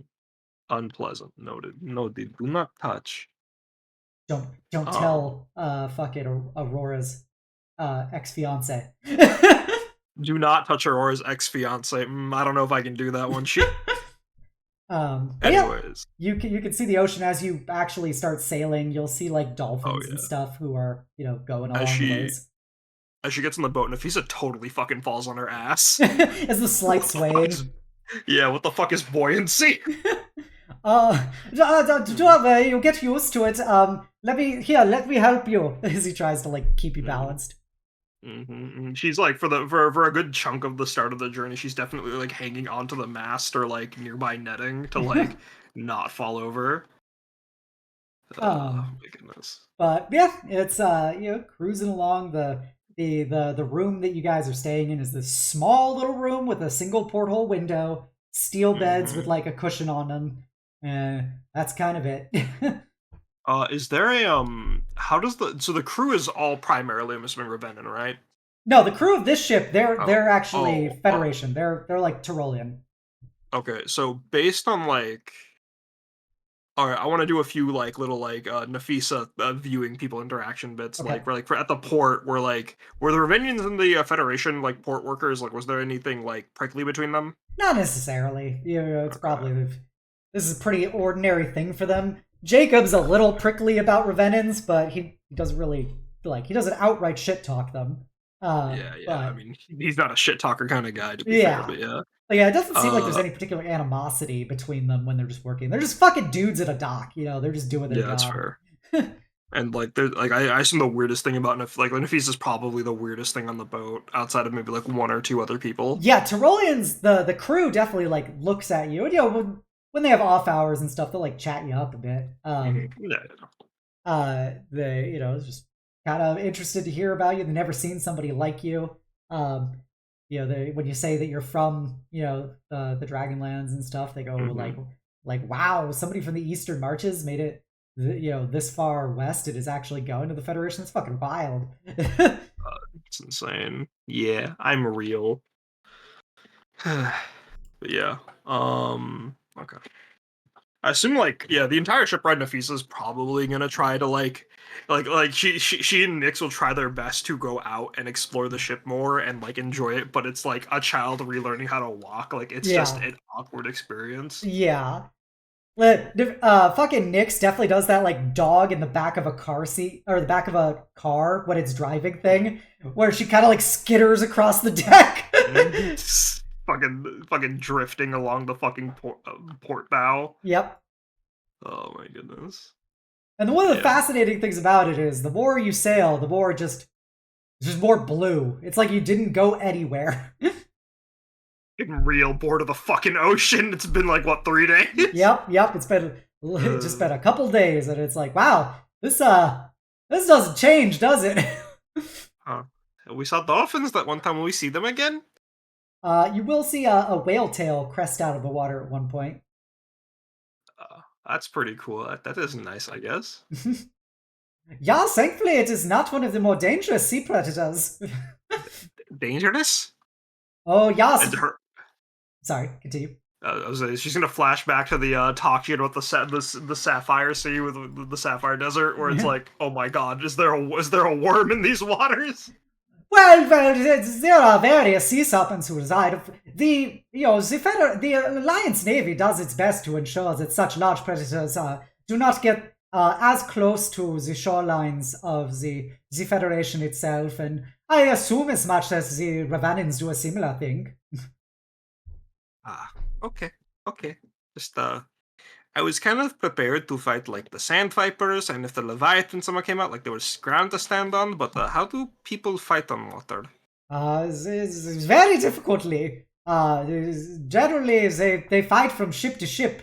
And if the predator is coming at the ship, then well, you are already on your ship, and you just stand here and you shoot it, or you slash it, or you do whatever. Mm. Mm. Jacob's really bad at explaining fighting. He's not really his forte. Yeah. Yeah, and with that, I assume they'll enjoy a hopefully quiet trip to Tyrol. Yep. After a few more days, you see the massive, like cliffs of the southern tip of the Erixus Mountains, separating Erixia and Tyrol, and you see that there is this massive, harbor bay that exists, and you see this huge, like several lighthouses have been set up, projecting out into the ocean as you see your first proper city.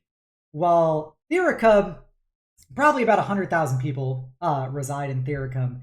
This city has actual skyscrapers in it, and this stretches out literally as far as you can see from the boat. There's just more buildings going out now. Oh my. So this is a city. Yeah, this is finally a for real city that is, is one of the, not necessarily the biggest in the Federation, but is certainly sizable. Big, not biggest, noted. And she's just gonna take a photo from like the horizon of the ship to like try and capture as much of the city in frame. Yeah, it's it's difficult. It's difficult. You got a nice little landscape of it. But it gets progressively bigger and actually kind of imposing. Like the buildings that you can see past the initial harbor area are dozens of stories high. It's like full on mountains and rock formations made of steel rising out of the ground that just kind of loom over the harbor itself. And you hear like these shrill fucking whistles from ships, the also like from like trains and stuff, presumably in the distance. As you get closer to the dock itself, you hear like car horns going off as trucks are moving to and from across the harbor, loading stuff, unloading stuff. There's massive cranes that like lift these huge storage containers off of ships onto the harbor or lower them back onto the ships, etc. And like your trading ship, it's this little chartered thing it's pretty decently sized, but you actually see a couple like those full on like industrial like oil tanker style ships for mass conveyance. You see at least one of those parked in the harbor, and it's like a ship that just keeps stretching out farther and farther.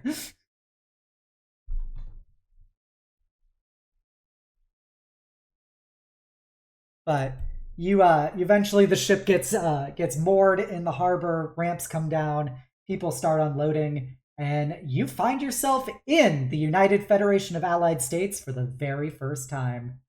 And it smells awful. So as you proceed onto the docks and stuff, you're just getting. Oh, sorry, I assume you didn't say that. Yeah, you're getting bombarded with smells and sounds.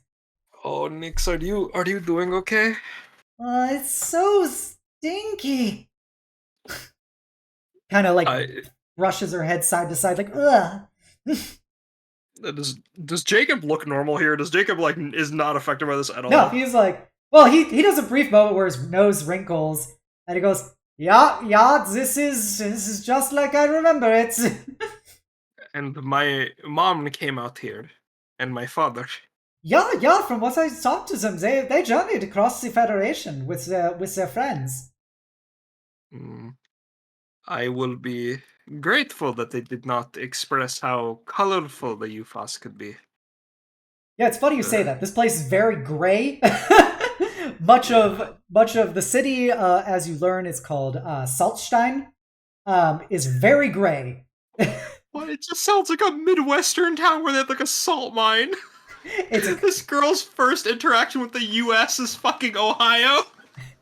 Salzstein it's cross between Salzburg and Stein is German for stone. Mm-hmm. So the port city of Schaltstein in the Federal Republic of Tyrol. But yeah, you're able to go through the city and get off the docks, and you see these roads with fully paved. There are street lamps. There's electricity running through various buildings. You see, people just kind of hustling and bustling around, cars, stuck in traffic, bicycles cruising down the sidewalk, etc. And it also just smells terrible. God. They're still in the port side at this point, right? Are they moving? Yeah, Are they going? Is there? you're moving deeper unless you want to do anything particular between the two. You can move from the port side into the city proper, as Jacob is telling you that. Yeah, the easiest thing to do now would be if we could get a train ticket to take us all the way to Umbria, and hopefully be able to take us the full way to Venonia. Do I need anything like the papers you showed me back home? Oh, a license or something, you said? He kind of does no, I think it should be okay. Okay. They may ask for your paperwork, like your passport, or if you have any kind of identification, but it is pretty obvious that you are not from around here, and I have talked to my superiors, and they have seen to it that I was given authorization to take an additional person with me into the Federation, so it should be okay. Okay, because I remember Shardy telling me stories of how asinine, she knows big words now, how asinine the paper to get thing process was. Jacob laughs. He goes, yeah, there's one thing that most of these people like more than anything else. It is the accumulation of paperwork. He says this as he is, saddled up with just dozens and dozens of saddlebags full of paperwork. Mm-hmm. But yeah, as you start walking through the city, it's just there are so many people moving around.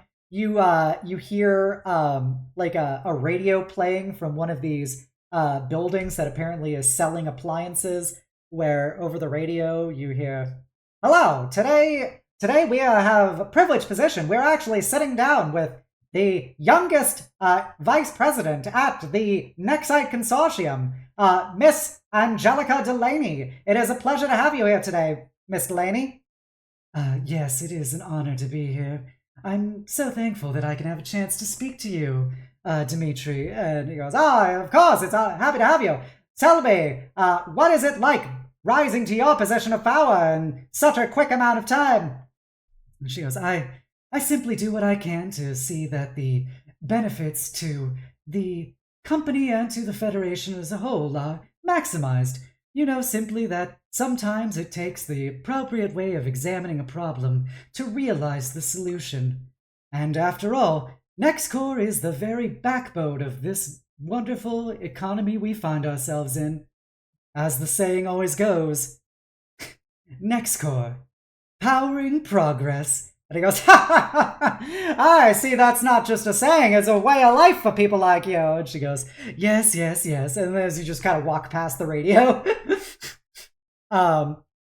you also, come to, as you're going through some of the more traveled areas, you see there looks to be a couple men and women who have they look to be very dirty and disheveled. One of them is missing an eye and a hand. Another has one of his legs is gone, and he's sitting on the side of the road. And there's a sign next to them that says Erixian war veteran. Please, anything that can help. May the four bless you. For your kindness. As they kind of sit there and hold up what appears to be some kind of tin cup, and most 90% of people just kind of walk by and stuff, and every now and then somebody will put down a coin or a single credit into the cup and just keep on walking. Mr. Jacob, why is nobody helping them? Well, that is a complicated question, Nafisa. I was not around here when apparently the war happened, but it's sometimes difficult for the the government to take care of all of the people within it, and there should be sufficient services available for these people if they chose to utilize them. I do not necessarily know why they would be doing this when they don't have to, but they say that some of them are simply pretending, that it is just something they do to get some credits from people without having to get like a real job or anything. But I don't think that has very much validity. But yeah, You've seen many people, right, Jacob? oh yeah, I would say I've seen a fair amounts of people. Do you think it's safer to assume if people are liars, crooks, or that they're helpful? Things are a bit different here versus the marches.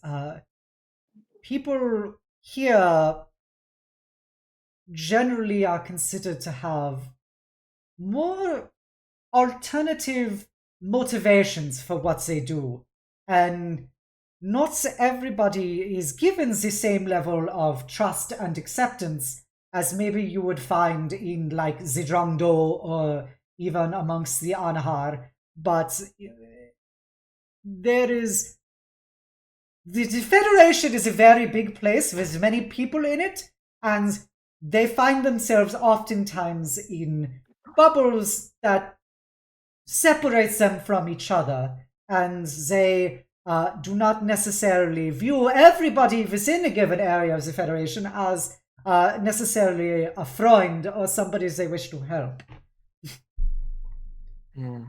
I hope when I find my group, just like my mother and father did, that they're all weird and from different places like me. But first, I'm sorry, go ahead. No, you can go. First, she's going to cast Goodberry and Okay. leave a few in the bag.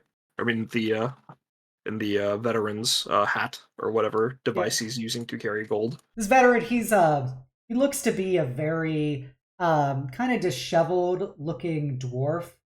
The guy who has one eye and one hand. And he looks up to you. His beard is very unkempt and like kind of mangy. And he looks up at you with his one eye and looks at the berry and kind of picks it up and goes, "Thank you." And kind of looks at it. I give him a few. Just tell him. It is each one is good for the day. Okay? Stay safe. He takes a bite of it and chews it a bit. Goes, I don't feel hungry anymore. Mm-hmm. And if he just nods, and then we'll return back to Nyx and Jacob. Thank you, miss. Thank you. Mm-hmm. She'll wave back and continue to walk back to her group, sort of like trying to mimic what the other people who donated did, but like she doesn't want to be as cold. Yeah, you see, he takes out some of the berries that you gave him, and he passes them to some of the other panhandlers that you saw, and kind of you see like he's explaining it to them, and they kind of look at it a little quizzically, and then they take a bite, and they all just kind of, look really surprised, and like one of them actually like starts tearing up. And one of the other veterans kind of puts his hand on him and stuff and just goes, "It's okay, it's okay." And yeah. Mm-hmm. I'll find people just this kind. And with that, you're able to make it through the rest of the city, and Jacob kind of leads you after looking at some maps to a big train station where you see these. You've never seen a train, but here's several enormous fucking trains, and you smell all of that smoke, that very much like industrial fucking pollution smoke coming from this area, as there's like this blue-gray haze. Jacob explains that the blue is caused by Nexite being used as the fuel for the cars, and so it tinges the smoke in its own blue way. You mean like the stuff they were talking about on the radio? Yeah. The next core is they are like the biggest producers and extractors of the Nexite in at least in the Federation. And so they give all of the resources that is used to power all of these devices, the automobiles, the sources of the electricity that makes the lights go on, all of it. That is it still has that you said back at the ships the runoff? Yeah, by burning it, it creates some like particulates and like side effects of various pollution things that kind of cloud up the area. It takes a while for them to dissipate, and so that people can be able to see the clear skies again. But as you look up, you can't really see the sky; it's just gray haze. I'm not getting a starry night ever again, am I? Not in a city. Yep. But I get us a train, and we can go to the countryside, and then we arrive in Umbria, and Umbria is very pretty. I will take your word for it. She looks back at the bottle of sand that she collected from the colorful desert.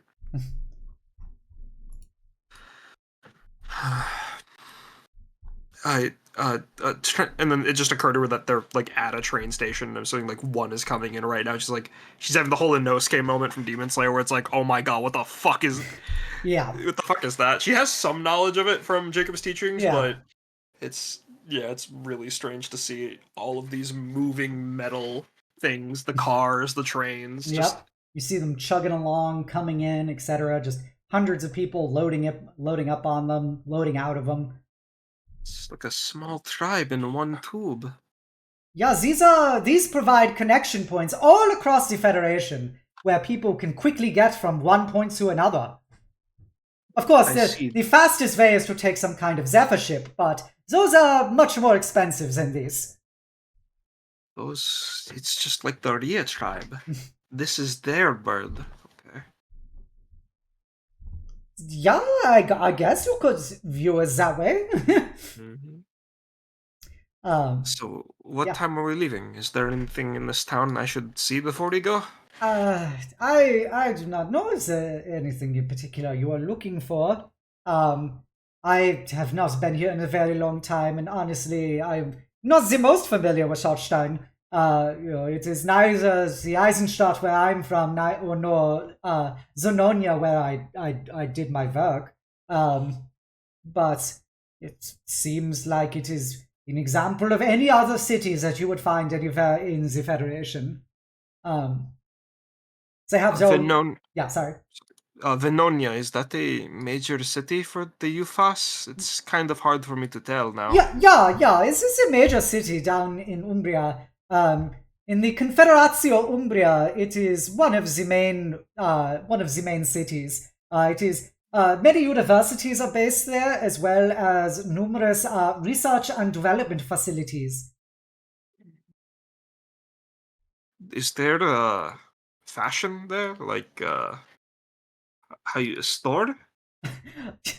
Yeah, there are plenty of stores with lots of the fashion, and many styles. Umbrians have their own little flair. Many academics who some would say that the academics don't really have a sense of style or dress, but who's they to say such things? As he stands there. This academic drip. It's fucking shoddy, dirty, fucking academic drip. He is. The journey probably hasn't been kind to either of them, but he's definitely not like rocking it. I was mainly just asking, so if I could see some of Charlotte's work that's on the back. I think I'll write a letter to Auntie and Uncle when we reach Venonia. Yeah, sure. I think that would be a good idea. I'm not much of a fashionista myself, but I'm sure you can find places. Now let me get that ticket. And as he goes to get a little train ticket. You're kind of sitting there with Nix, and you hear another radio playing, and you hear, Today in the news! The ongoing issues involving the murder of High Lord Arcadus Sandor Banda continue to sow strife and scandal across the greater Tyrolean plains and even abroad into the Federation. It's the subsequent discovery of the numerous files that he had been paid to maintain on the rich and famous of the Federation is causing a great deal of discontent. It is saying that it is a difficult time to be one of the rich and wealthy is an understatement, but we still have not discovered the killer of the High Lord Arcanist, even though the federal investigators are on the case. It kind of fades out. Criminals. I remember Jacob told us about them, right, Nix? We should make sure we don't have anyone shady like that in our party, yes? I listen to this all. Yeah, they don't sound like good people. We'll keep a good nose out for them. She kind of puts a claw to her snout and goes, "I will." Yeah. Just after a few minutes, Jacob will come back with 2 tickets. And Nafisa definitely would have bought like some like stand food for them. Nafisa would have bought a fucking like hot dog stand hot dog. You got a cheap train station hot dog. After all of the food you've had in the marches, this is like straight garbage. Meat too bad. The sausage is so run off. Oh, you're enjoying one of the fine sausages you could get here. Yes, fine. I imagine Jacob just scarfs us down like heartily because it's like a good memory. Yeah. It was not as good as what I'd get in the Eisenstadt, but the Tyroleans take their try at it.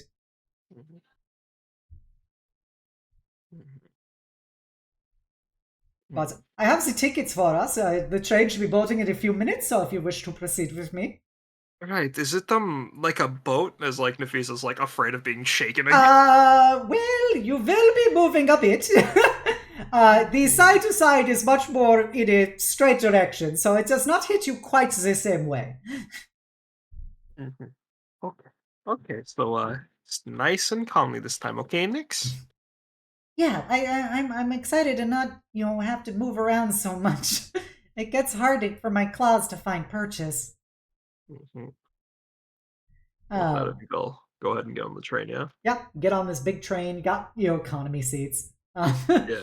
Hey, listen. It's a paid for trip by the university. We can only complain so much. Yep.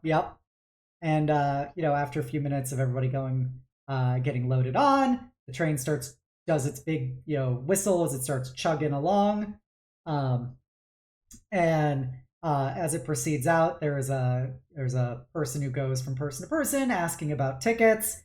It is what looks to be like probably a gnome wearing a little uniform. It's a male gnome with these massive curls underneath his little like conductor hat as he walks down the aisle getting the various tickets and kind of doing a little hole punch stamp on them.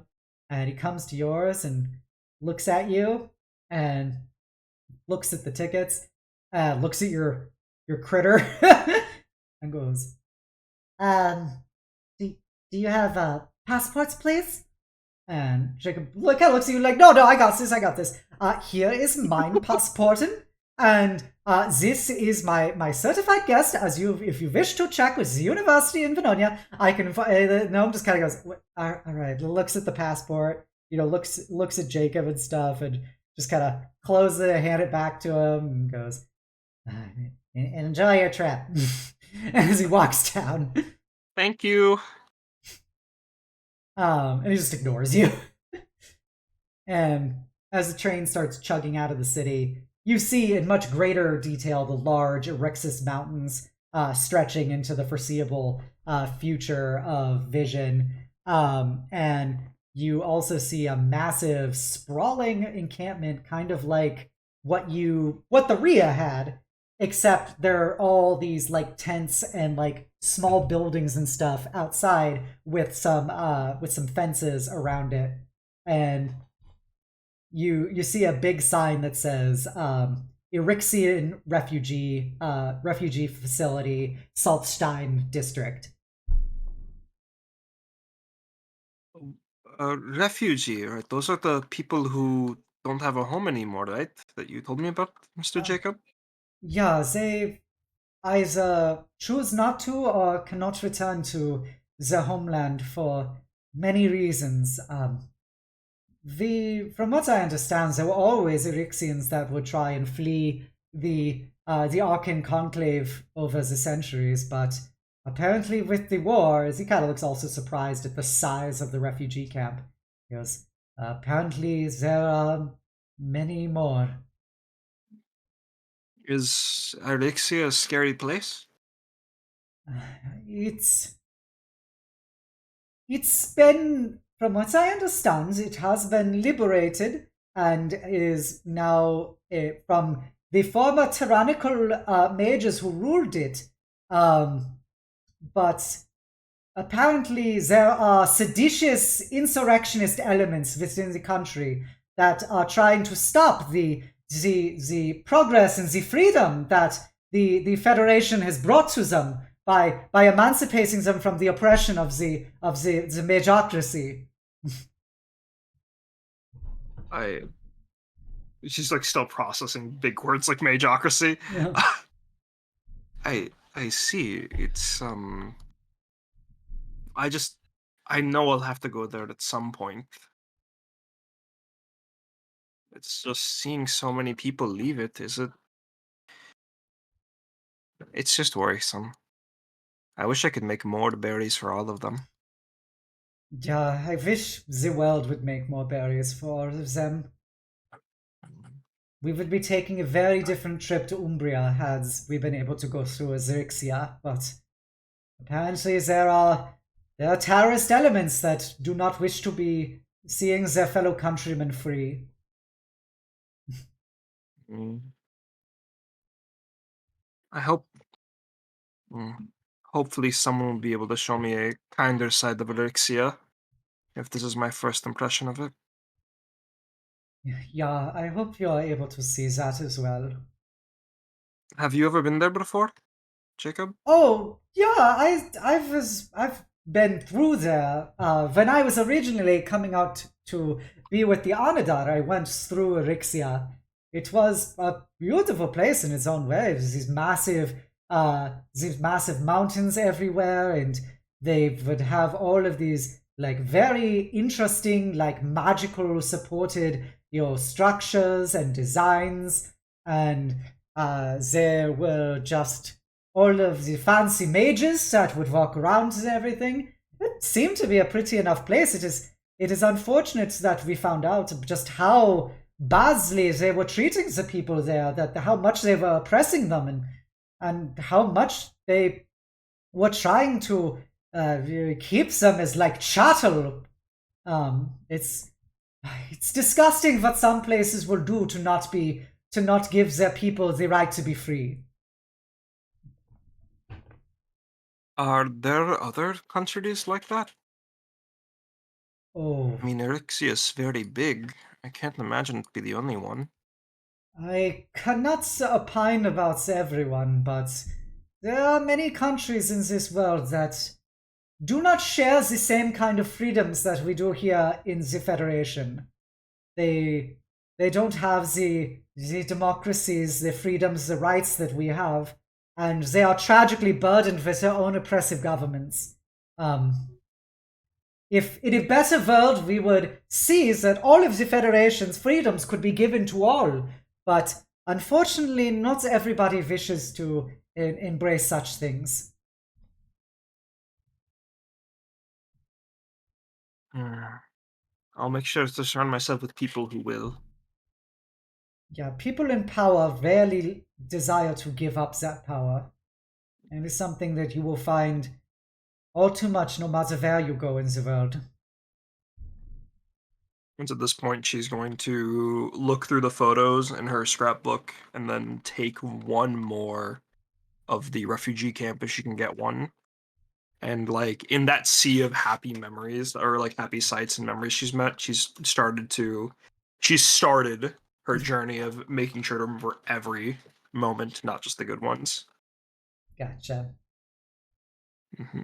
But yeah, the rest of the train ride, you go across large stretches of countryside. You see your fair share of farms, small towns.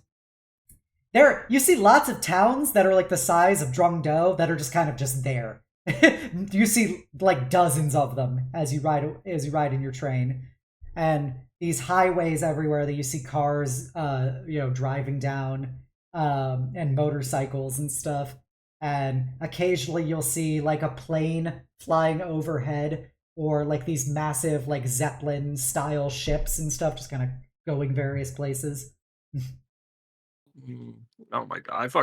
I just like I remember my first time taking the Amtrak over, Uh, and like just like for a girl like this to have like seen technology for the first time and seeing like out the window, like instead of like the slow gradual change in environment, like from the dirt from the desert yeah, to the road, just like color shifting after color, sight shifting after sight. Like she can't even take photos. Like she's absorbing it all. yeah. Yeah. But unless you want something specific, the couple days that it takes to travel across Tyrol to get to Umbria will pass by uneventfully. Yeah. So nice simple train ride. Nix and Nafisa finally are used to being in a moving vehicle, I hope, by this point. Yes, you've definitely got acclimated. It's significantly less abrasive than being on a ship. The first of many Western cultural points Nafisa will have to get used to. um, but the trade ride will take you to Umbria, where you see much more. There are less of these small towns and more. You just see these big, sprawling, urban plexes that are very much like pilt over Da Vinci punk kind of style architecture. That kind of like spirals out in these formations from these enclaves. And Jacob says, "Oh yeah, these are the various members communities of the Confederatio. We are a bit further south along the coast, where Venonia is. Umbria is a charming place. It's very different from where I'm from. You can usually notice a town because of the smoke that circles around it before you arrive at it. Yeah. So there's always like these clouds of smoke around every city. The spirit of industrialization is strong. Yes, Yep. yes. But the rolling hills and stuff will eventually turn to the train pulling into a station in Venonia proper. And I don't know, how much do you want to do in Venonia? I know we've been talking a very long time. It's been very good, Obs. I'm honestly like I already sent you the message. Like I'm getting really invested with where I can RP, but I also don't want this session to be 5 to 6 plus hours So long. I think we could call you arriving in Venonia Yeah. as a pretty good endpoint for this. Yeah, the sight of the city, the smoke surrounding it, and Yep. The various uh, dirigibles floating around it with advertisements or just for other purposes. the lights coming from the city Yep. hitting the sky as Nafisa's last sight before the session ends. Yep. And with that, we have made our small town girl has arrived in the big city. I hope you had fun, Sif. Oh, I did. I fucking did. Thank you for letting Nafisa hug so many NPCs. This will continue to happen. And I hope everyone enjoyed watching. If you haven't done so already, please like and subscribe for more Nexus Forlorn Legacy action. We will actually be in another week. We're going to be doing the very first session as all these beans get together. So you should definitely tune in to watch that. But it's finally happening. It's finally happening. Let's fucking go. Nexus is real. But yes, I hope you enjoyed it. I hope you enjoyed our little Nafisa and Nyx. And until next time, bye. Bye.